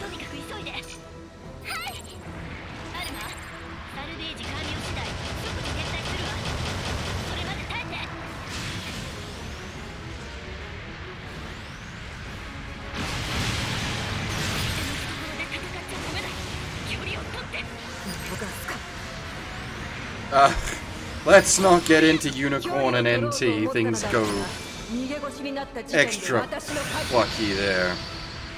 But yes, there was the problem with the Space Noid independence movement was that the Zabis basically hijacked the independence movement for their own ends, which is why everything really goes to shit.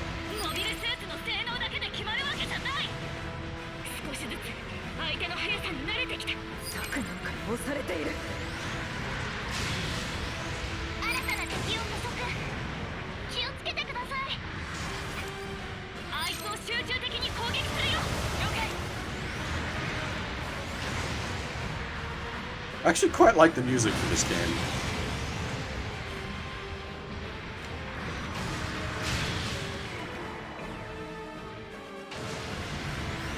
Yeah, there's actually, like, nuance going on in the,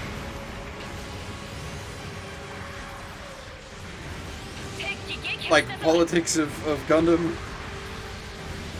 As much as it's a kid's show made to sell toys, there's a fair bit of, like, political nuance.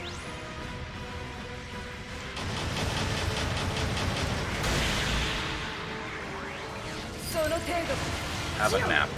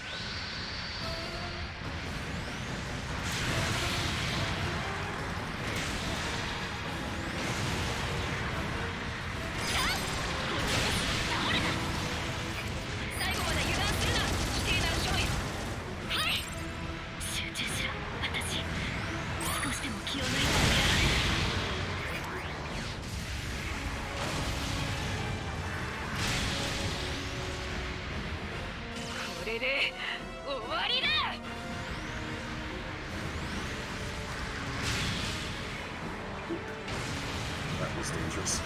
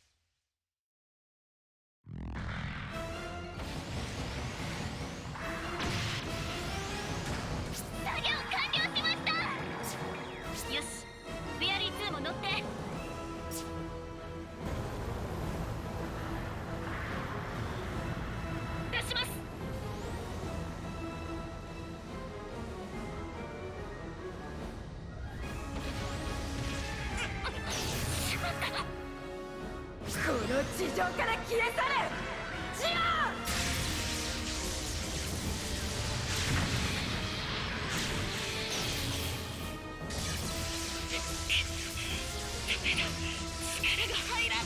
You probably are dead.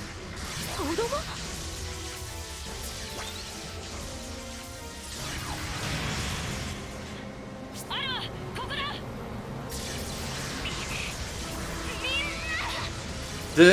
So like that if the cockpit has been sliced open even by a beam dagger, she is like burnt gristle. 逃がすか。待てリリス、砂嵐が強くなってきている。我々も離脱する。しかし今日はその新型の鳴らしだったと思え。次はある。俺たちは奴らを狩るための部隊になったんだからな。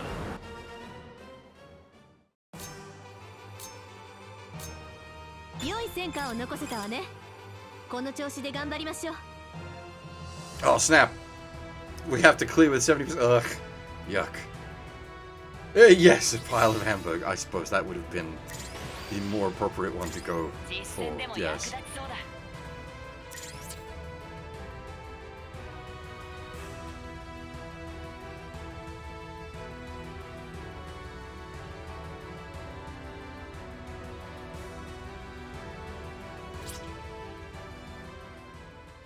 戦闘の最後、私は覚えていない。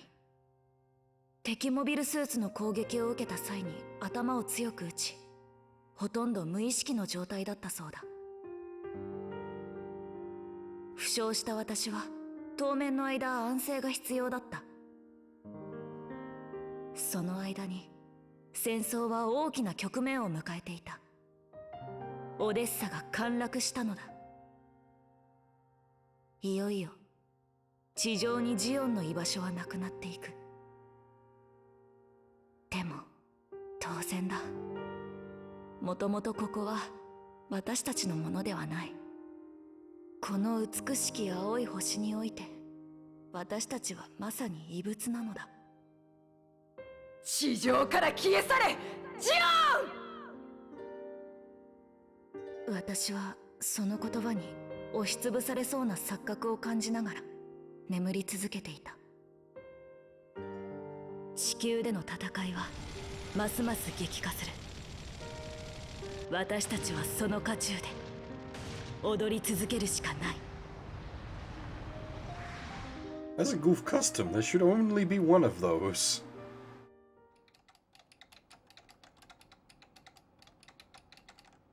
アルマ・シュティルナー。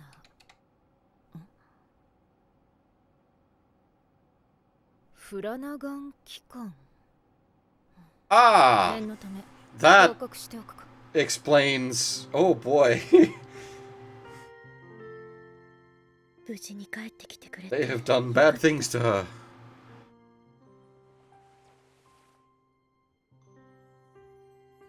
あなたたちを見捨てたりはしないか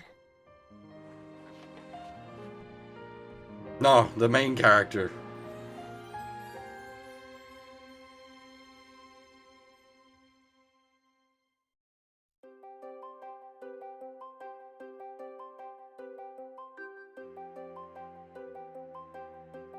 The Flanagan Institute's Xeon.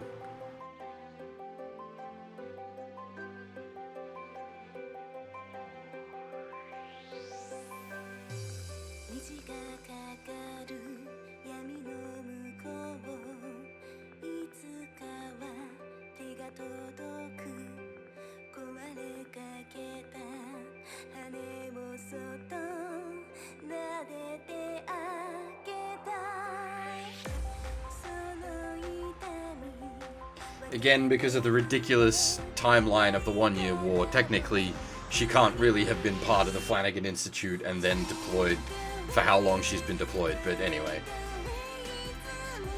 Yes, all the animation in this is original. There's actually quite a lot of it.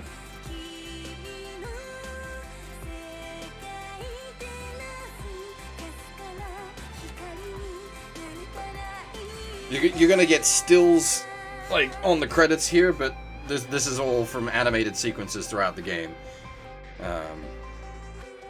Keep in mind, again, this is volume 1 of 3, so there's more to come.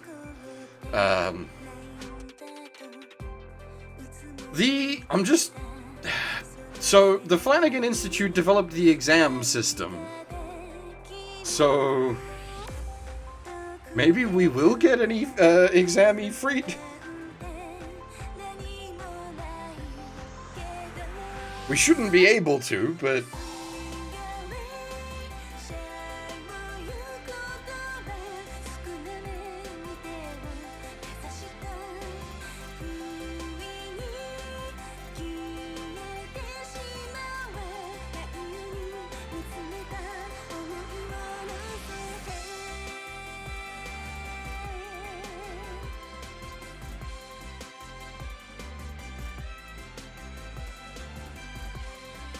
pretty sure there's only one Ifrit Kai.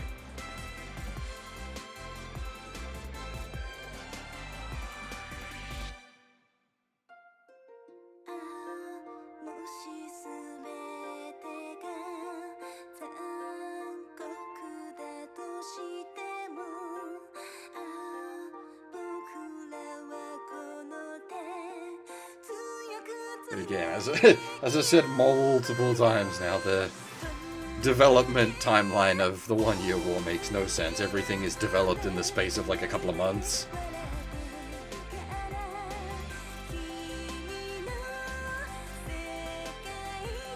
Origin goes a long way to try to make that make a lot more sense, but Origin's non-canon, so...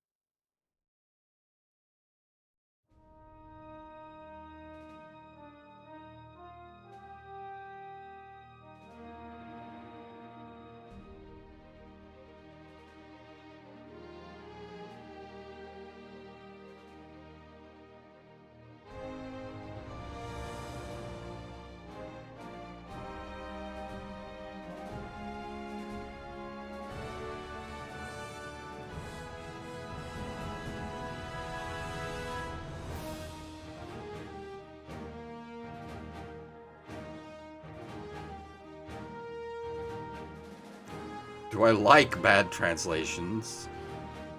What context are we talking here?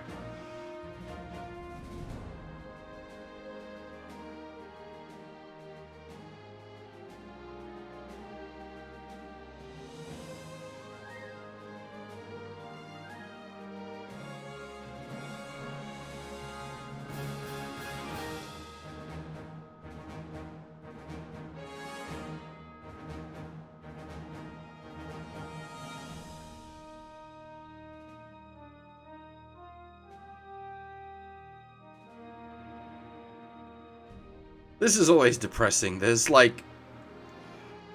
modern credits roll is like 60 seconds of actual developers and then 10 minutes of marketing.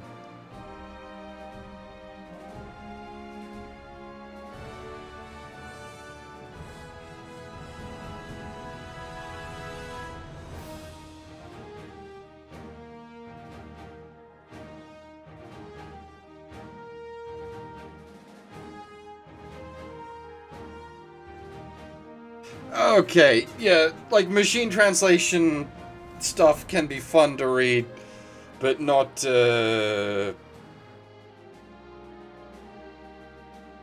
not as a paid-for product.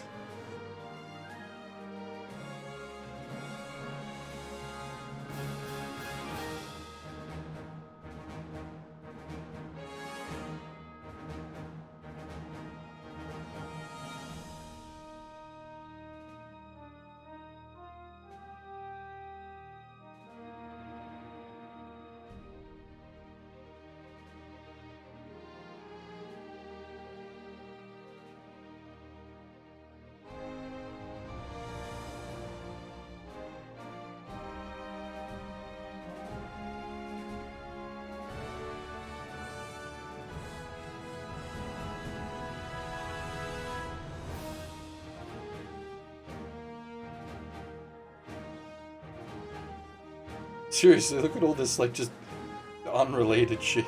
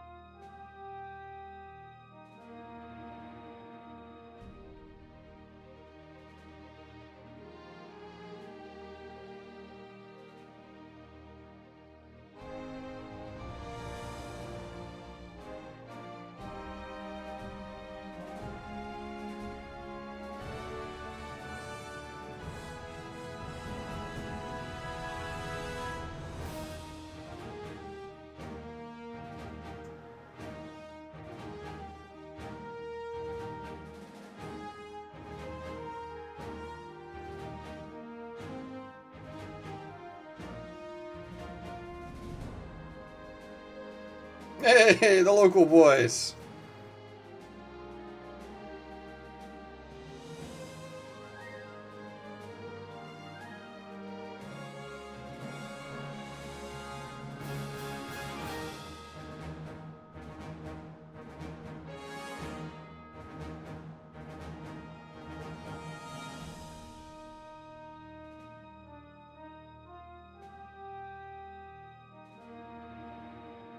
Yeah, because it's an all-in-one release quota.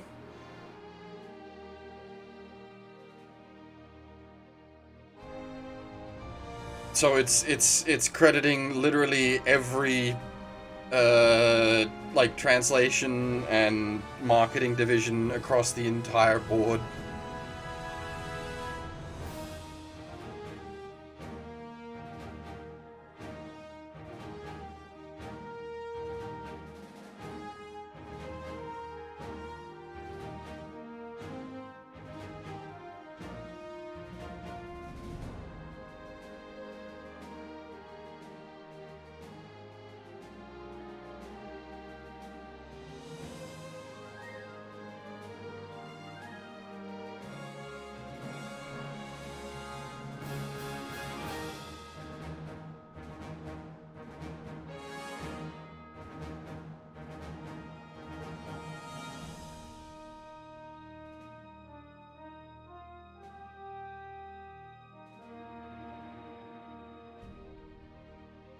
I mean, as far as like long-ass credits go, it's not the worst. It's no Dark 昏睡 Souls したアル 2. マは未だ目覚めない。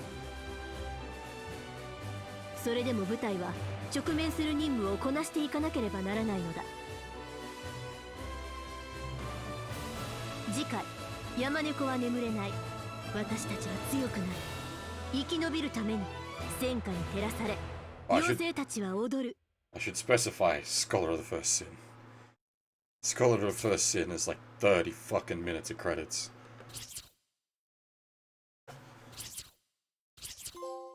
Chapter 6 has been unlocked? No, it hasn't.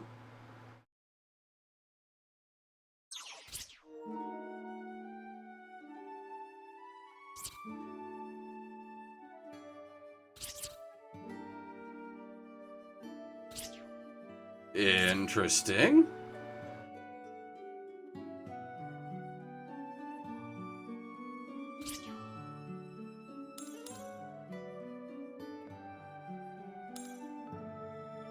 Huh.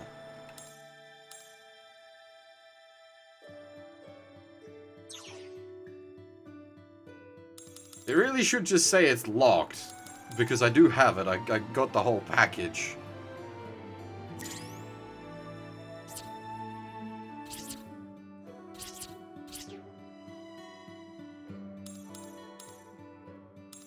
No, this game's quite enjoyable. It's very different from Gundam Breaker. It is exactly what's on the box. It's a single-player campaign in the Battle Operation engine.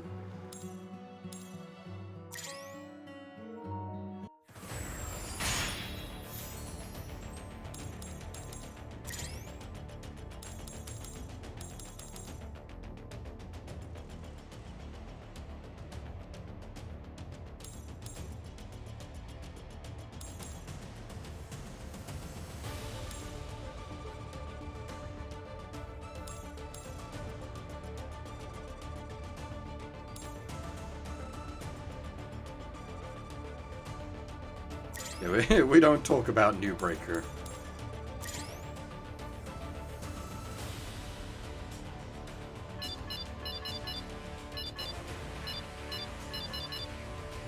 Is there a cost limit? Are we allowed to just deploy in whatever the fuck we want?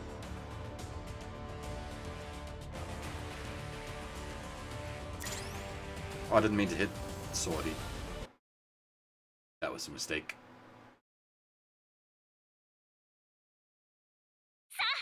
早くやろう。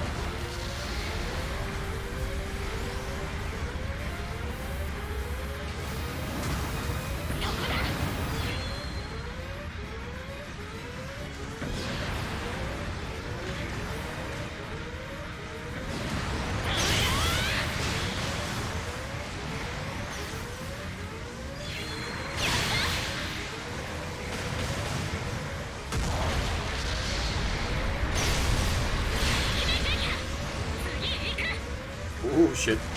That's a big gun.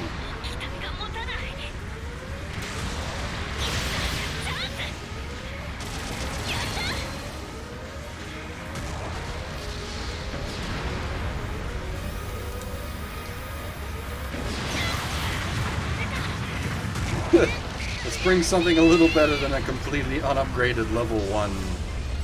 Oh, wait, we're not done?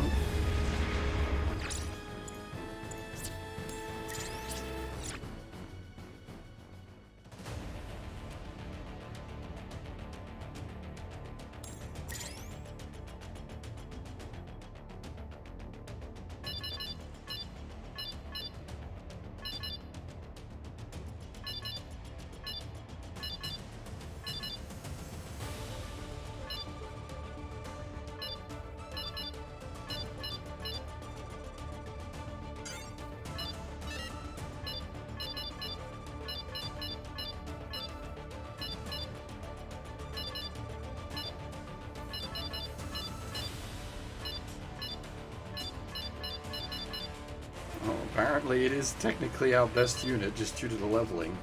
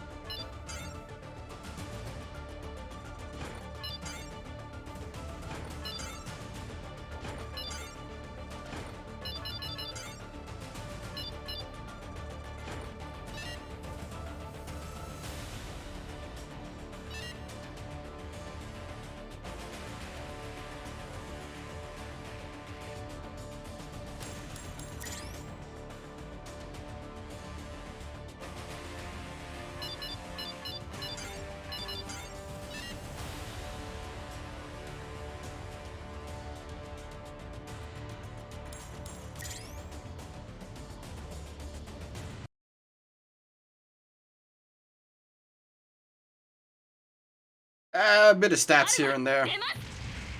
More important in the multiplayer game rather than the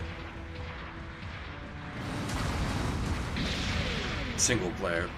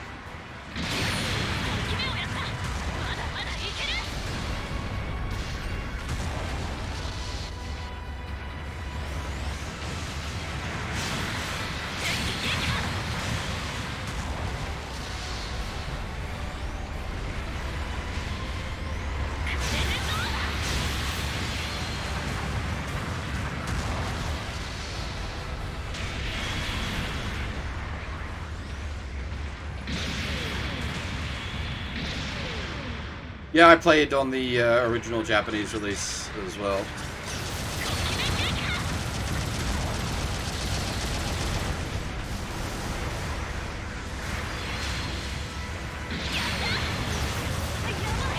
But then I also played, like, Battle Operation 1 on the PS3, so...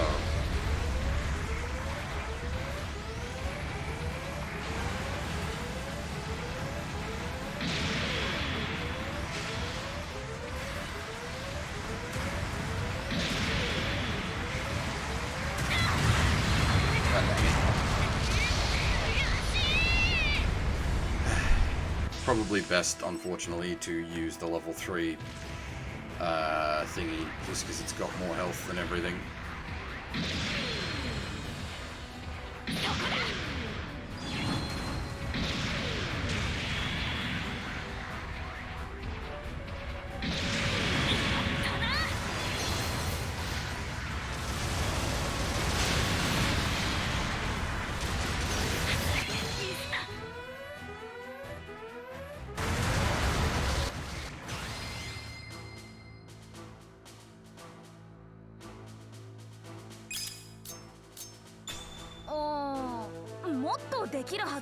It seems to run quite well on the PS5.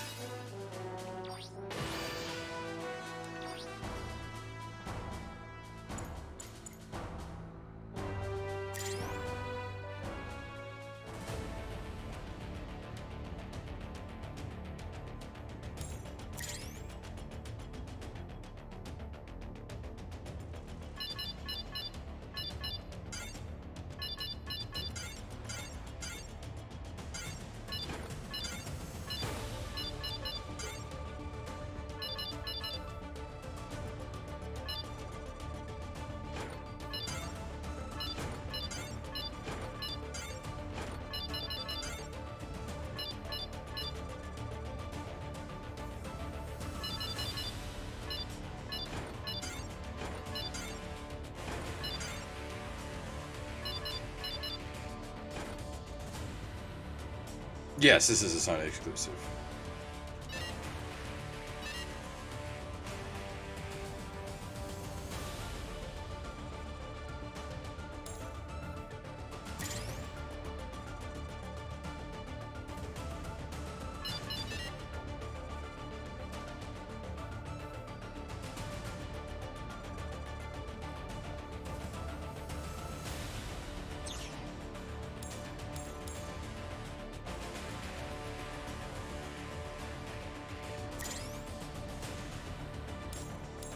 This seems to be a stealth mission.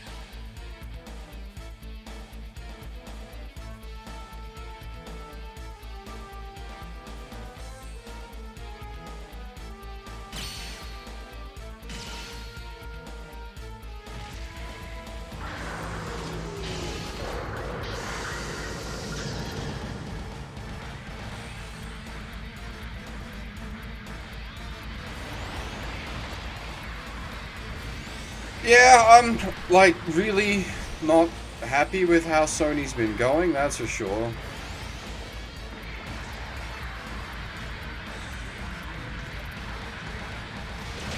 It's quite a shame, because the PS5 is actually a really solid piece of hardware. It's just, yeah, Sony are, as a company, are being really fucking garbage.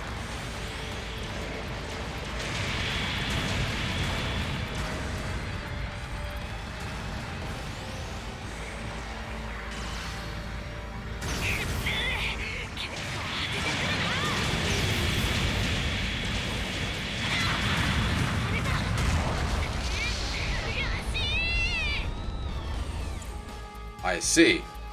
That's not how it works in the multiplayer game.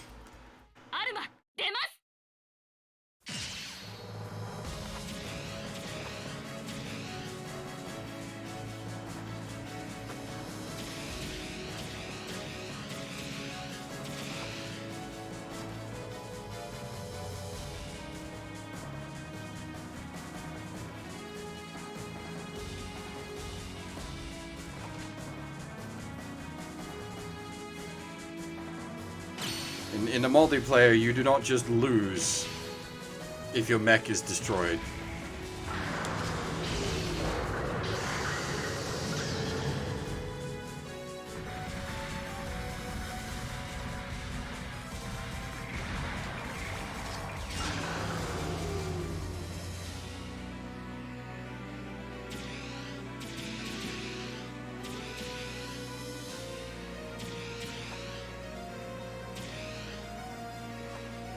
This is gonna take forever. Trying to go that far on foot.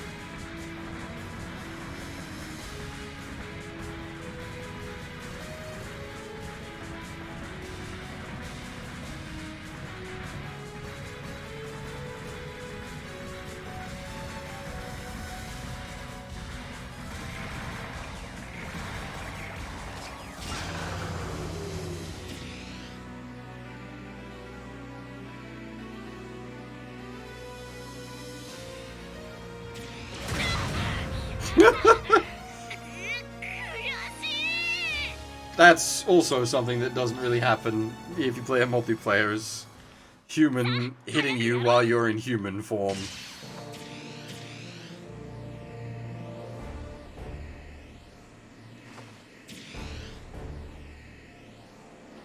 At least not with a beam rifle like that. Might get caught in splash damage, or someone will shoot you while you're planting the bomb. But snipe a moving target like that, you gotta be an AI.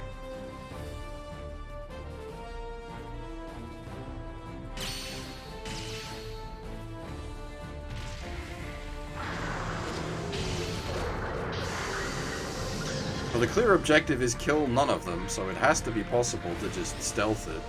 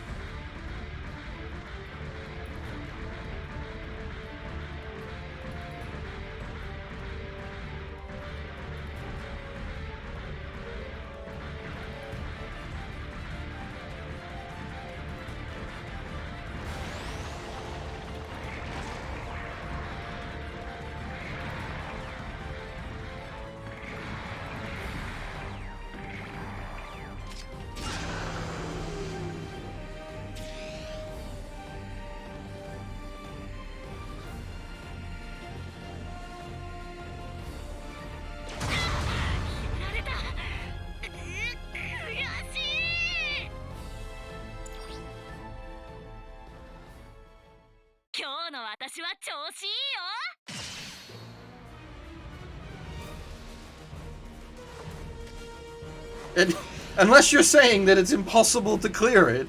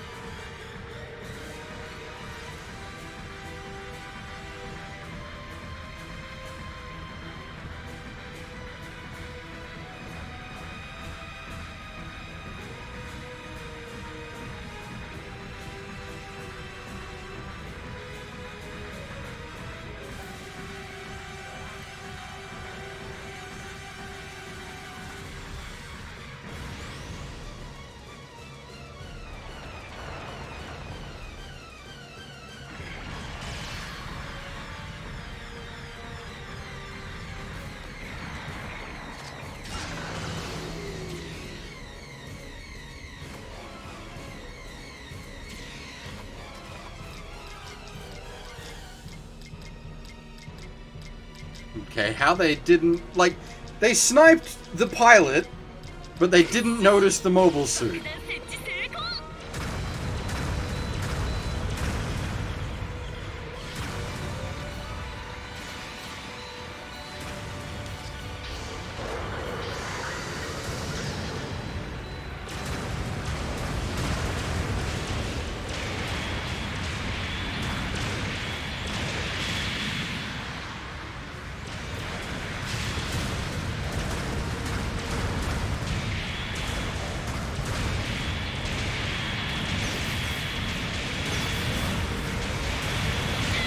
God dang it.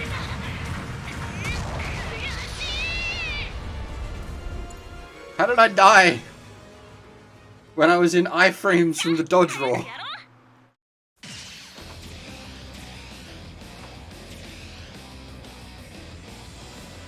No, you saw it explode in the middle of the dodge roll. The dodge roll has iframes.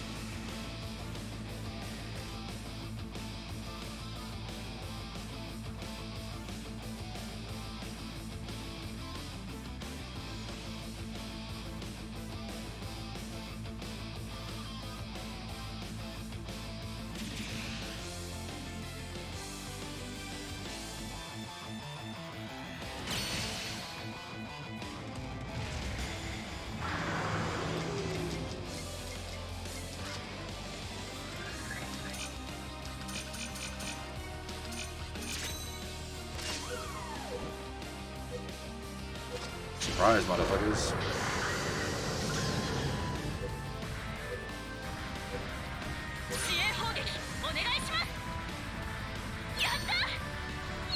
Wait. How squishy are they that destroys them? 今日の私は調子いいよ I was just trying to create a distraction.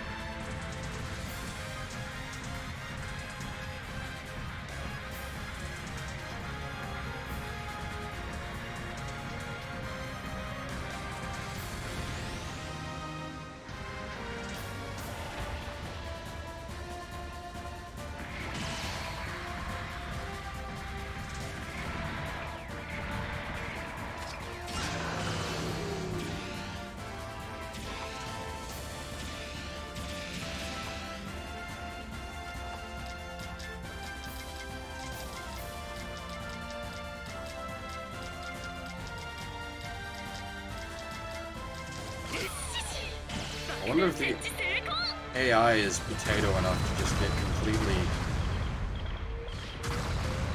lost.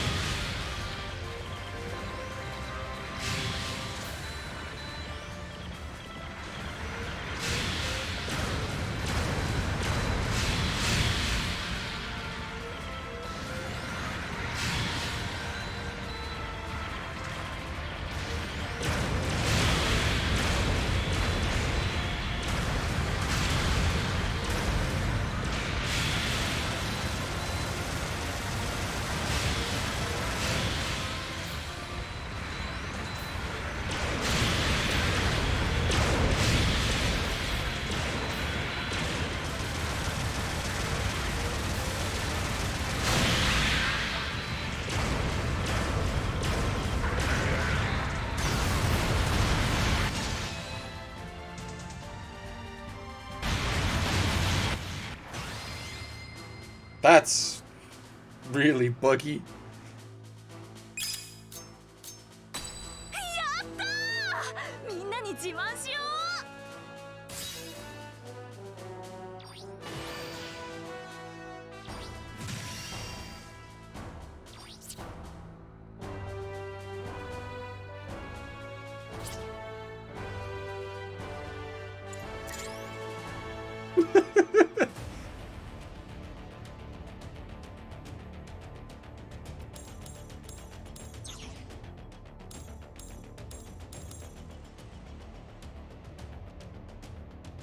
Are we actually fighting Char?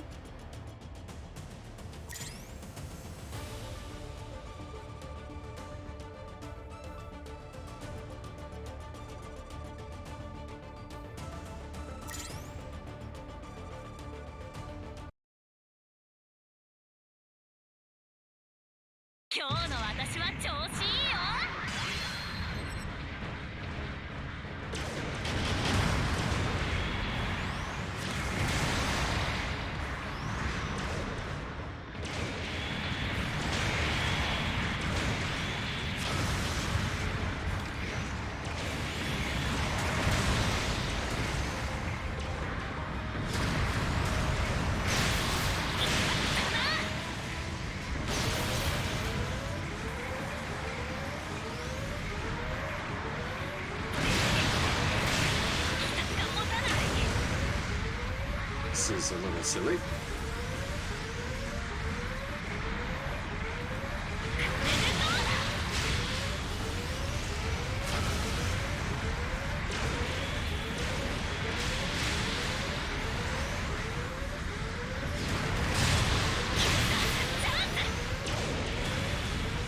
You basically just got... You just gotta bop him as he comes around the corner, I guess.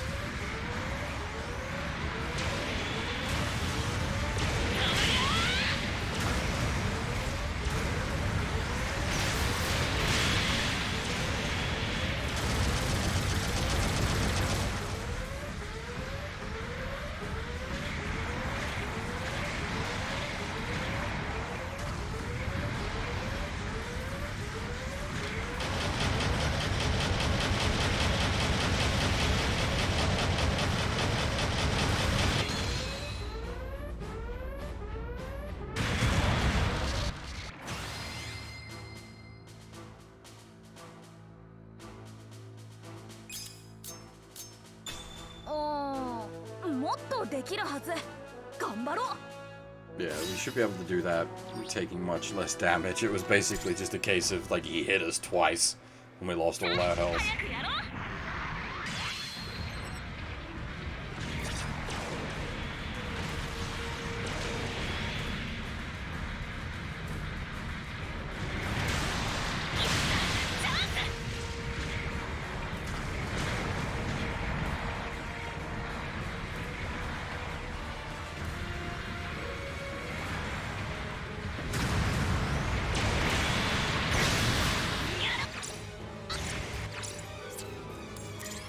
Basically just gotta perfect the fight.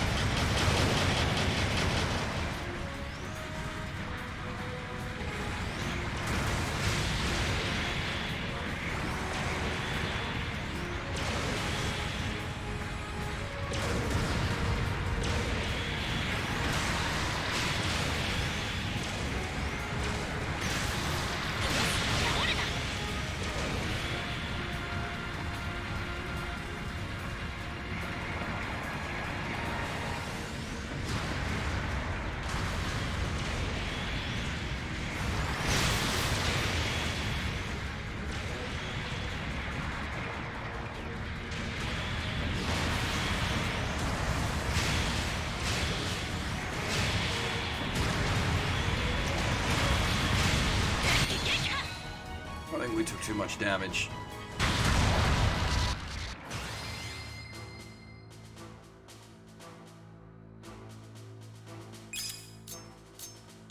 Yeah. Oh no, didn't deal enough damage.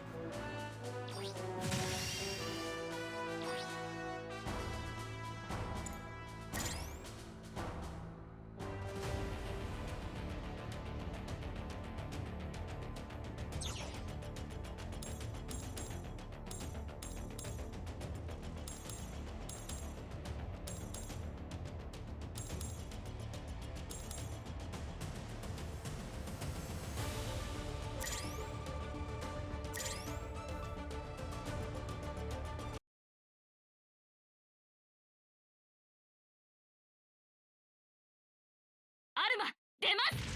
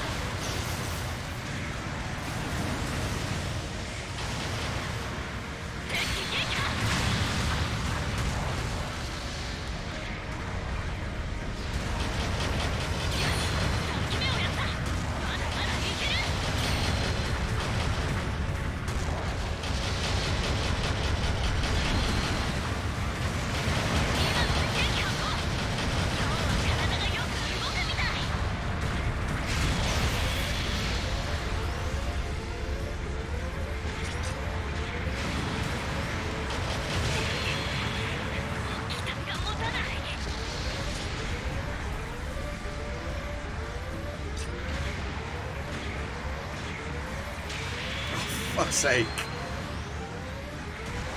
The psychic sniping of the AI is a bit much.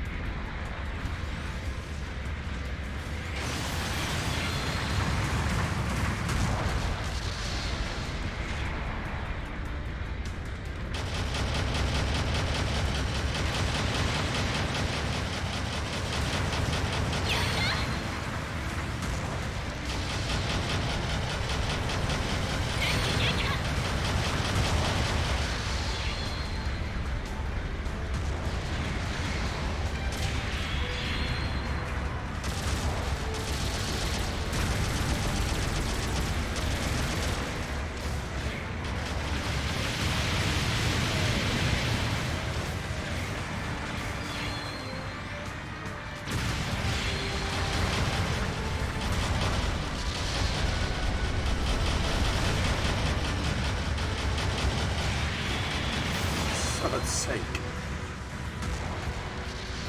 The goddamn sniper units.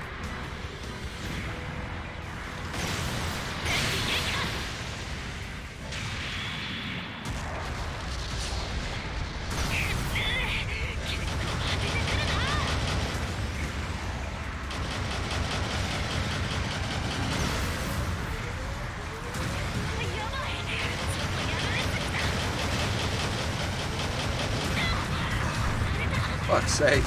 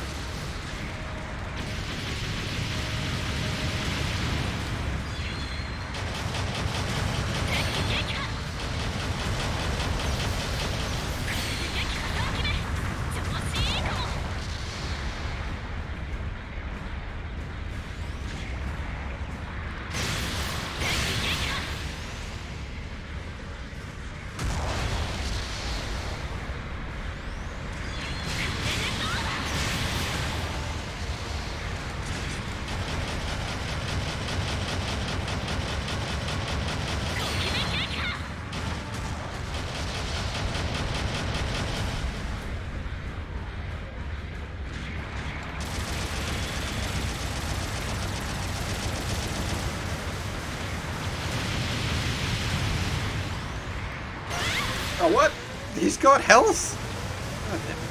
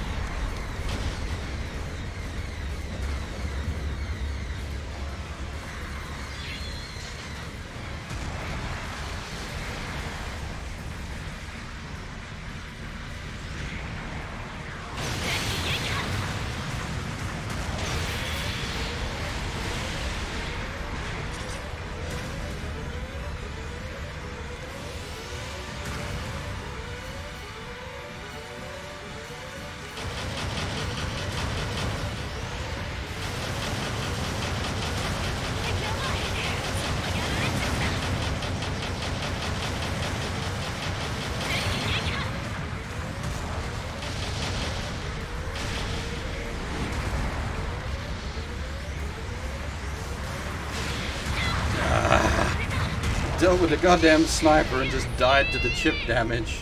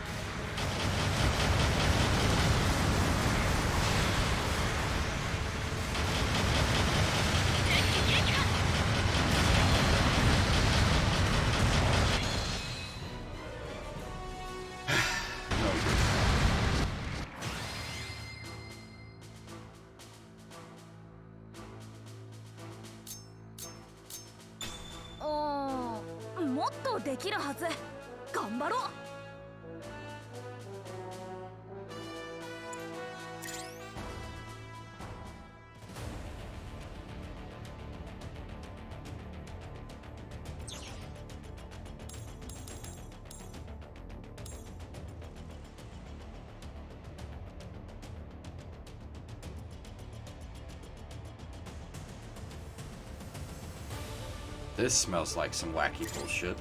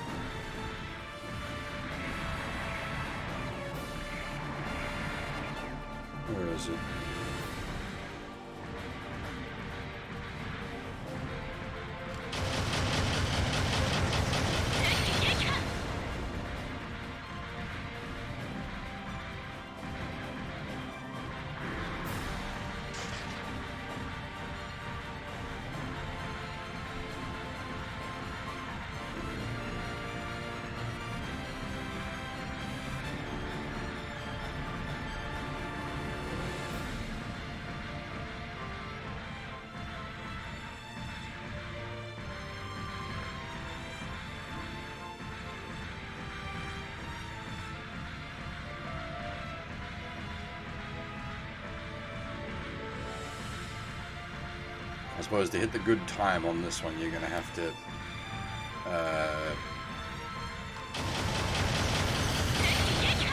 just memorize where everything spawns.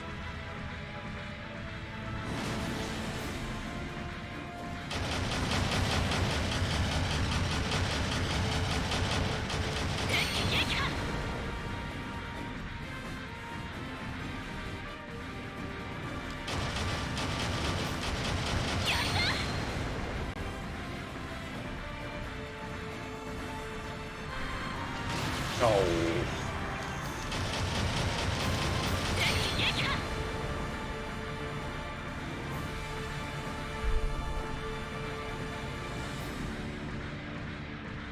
Pretty hard to pick up with the old Mark 1 eyeball.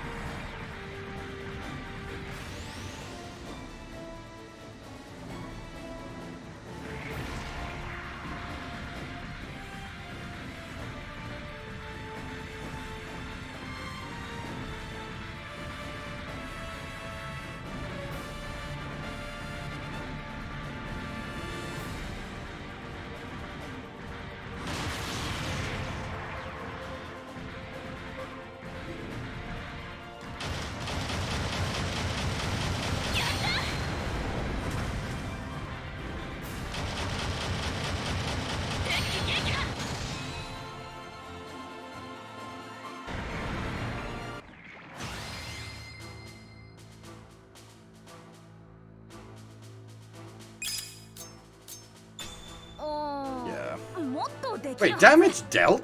C? How was I supposed to have higher damage dealt?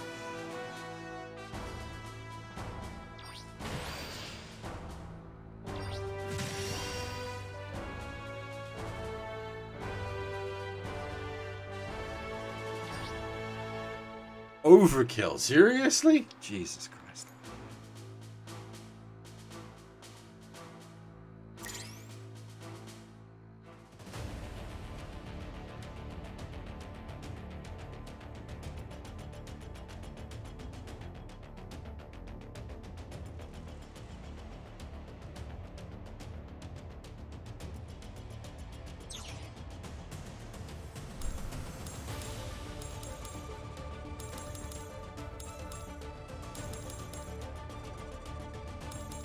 Why is that not coming up as Norma clear? Oh, it's... Oh, okay, the Norma clear is all the objectives clear, I see.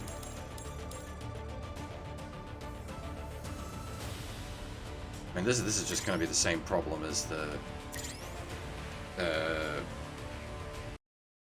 Kill the Zakus. It's just a grinder.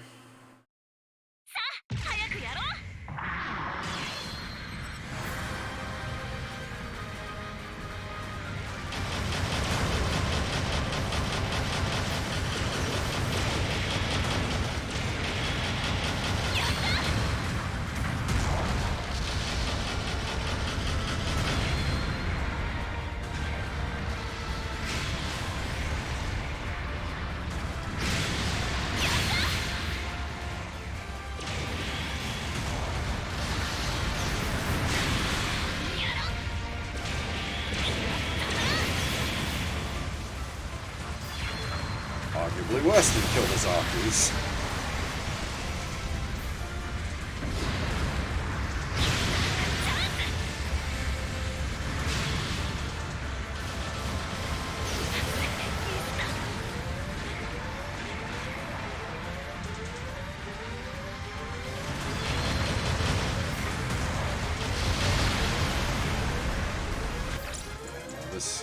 This needs something much bigger and shinier than what I'm rolling.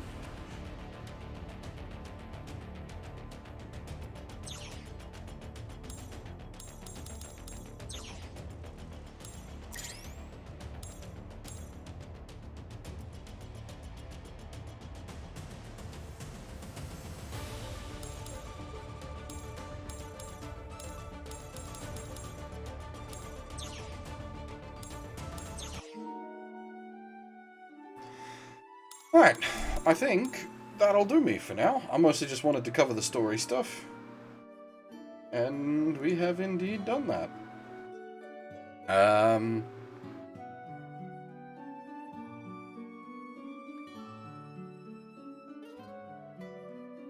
Yeah, I don't really have any much more to say. When volumes 2 and 3 release, we'll definitely do those on stream as well. But for now, that is all. Thanks for watching, everyone, and hopefully I'll see you all next time.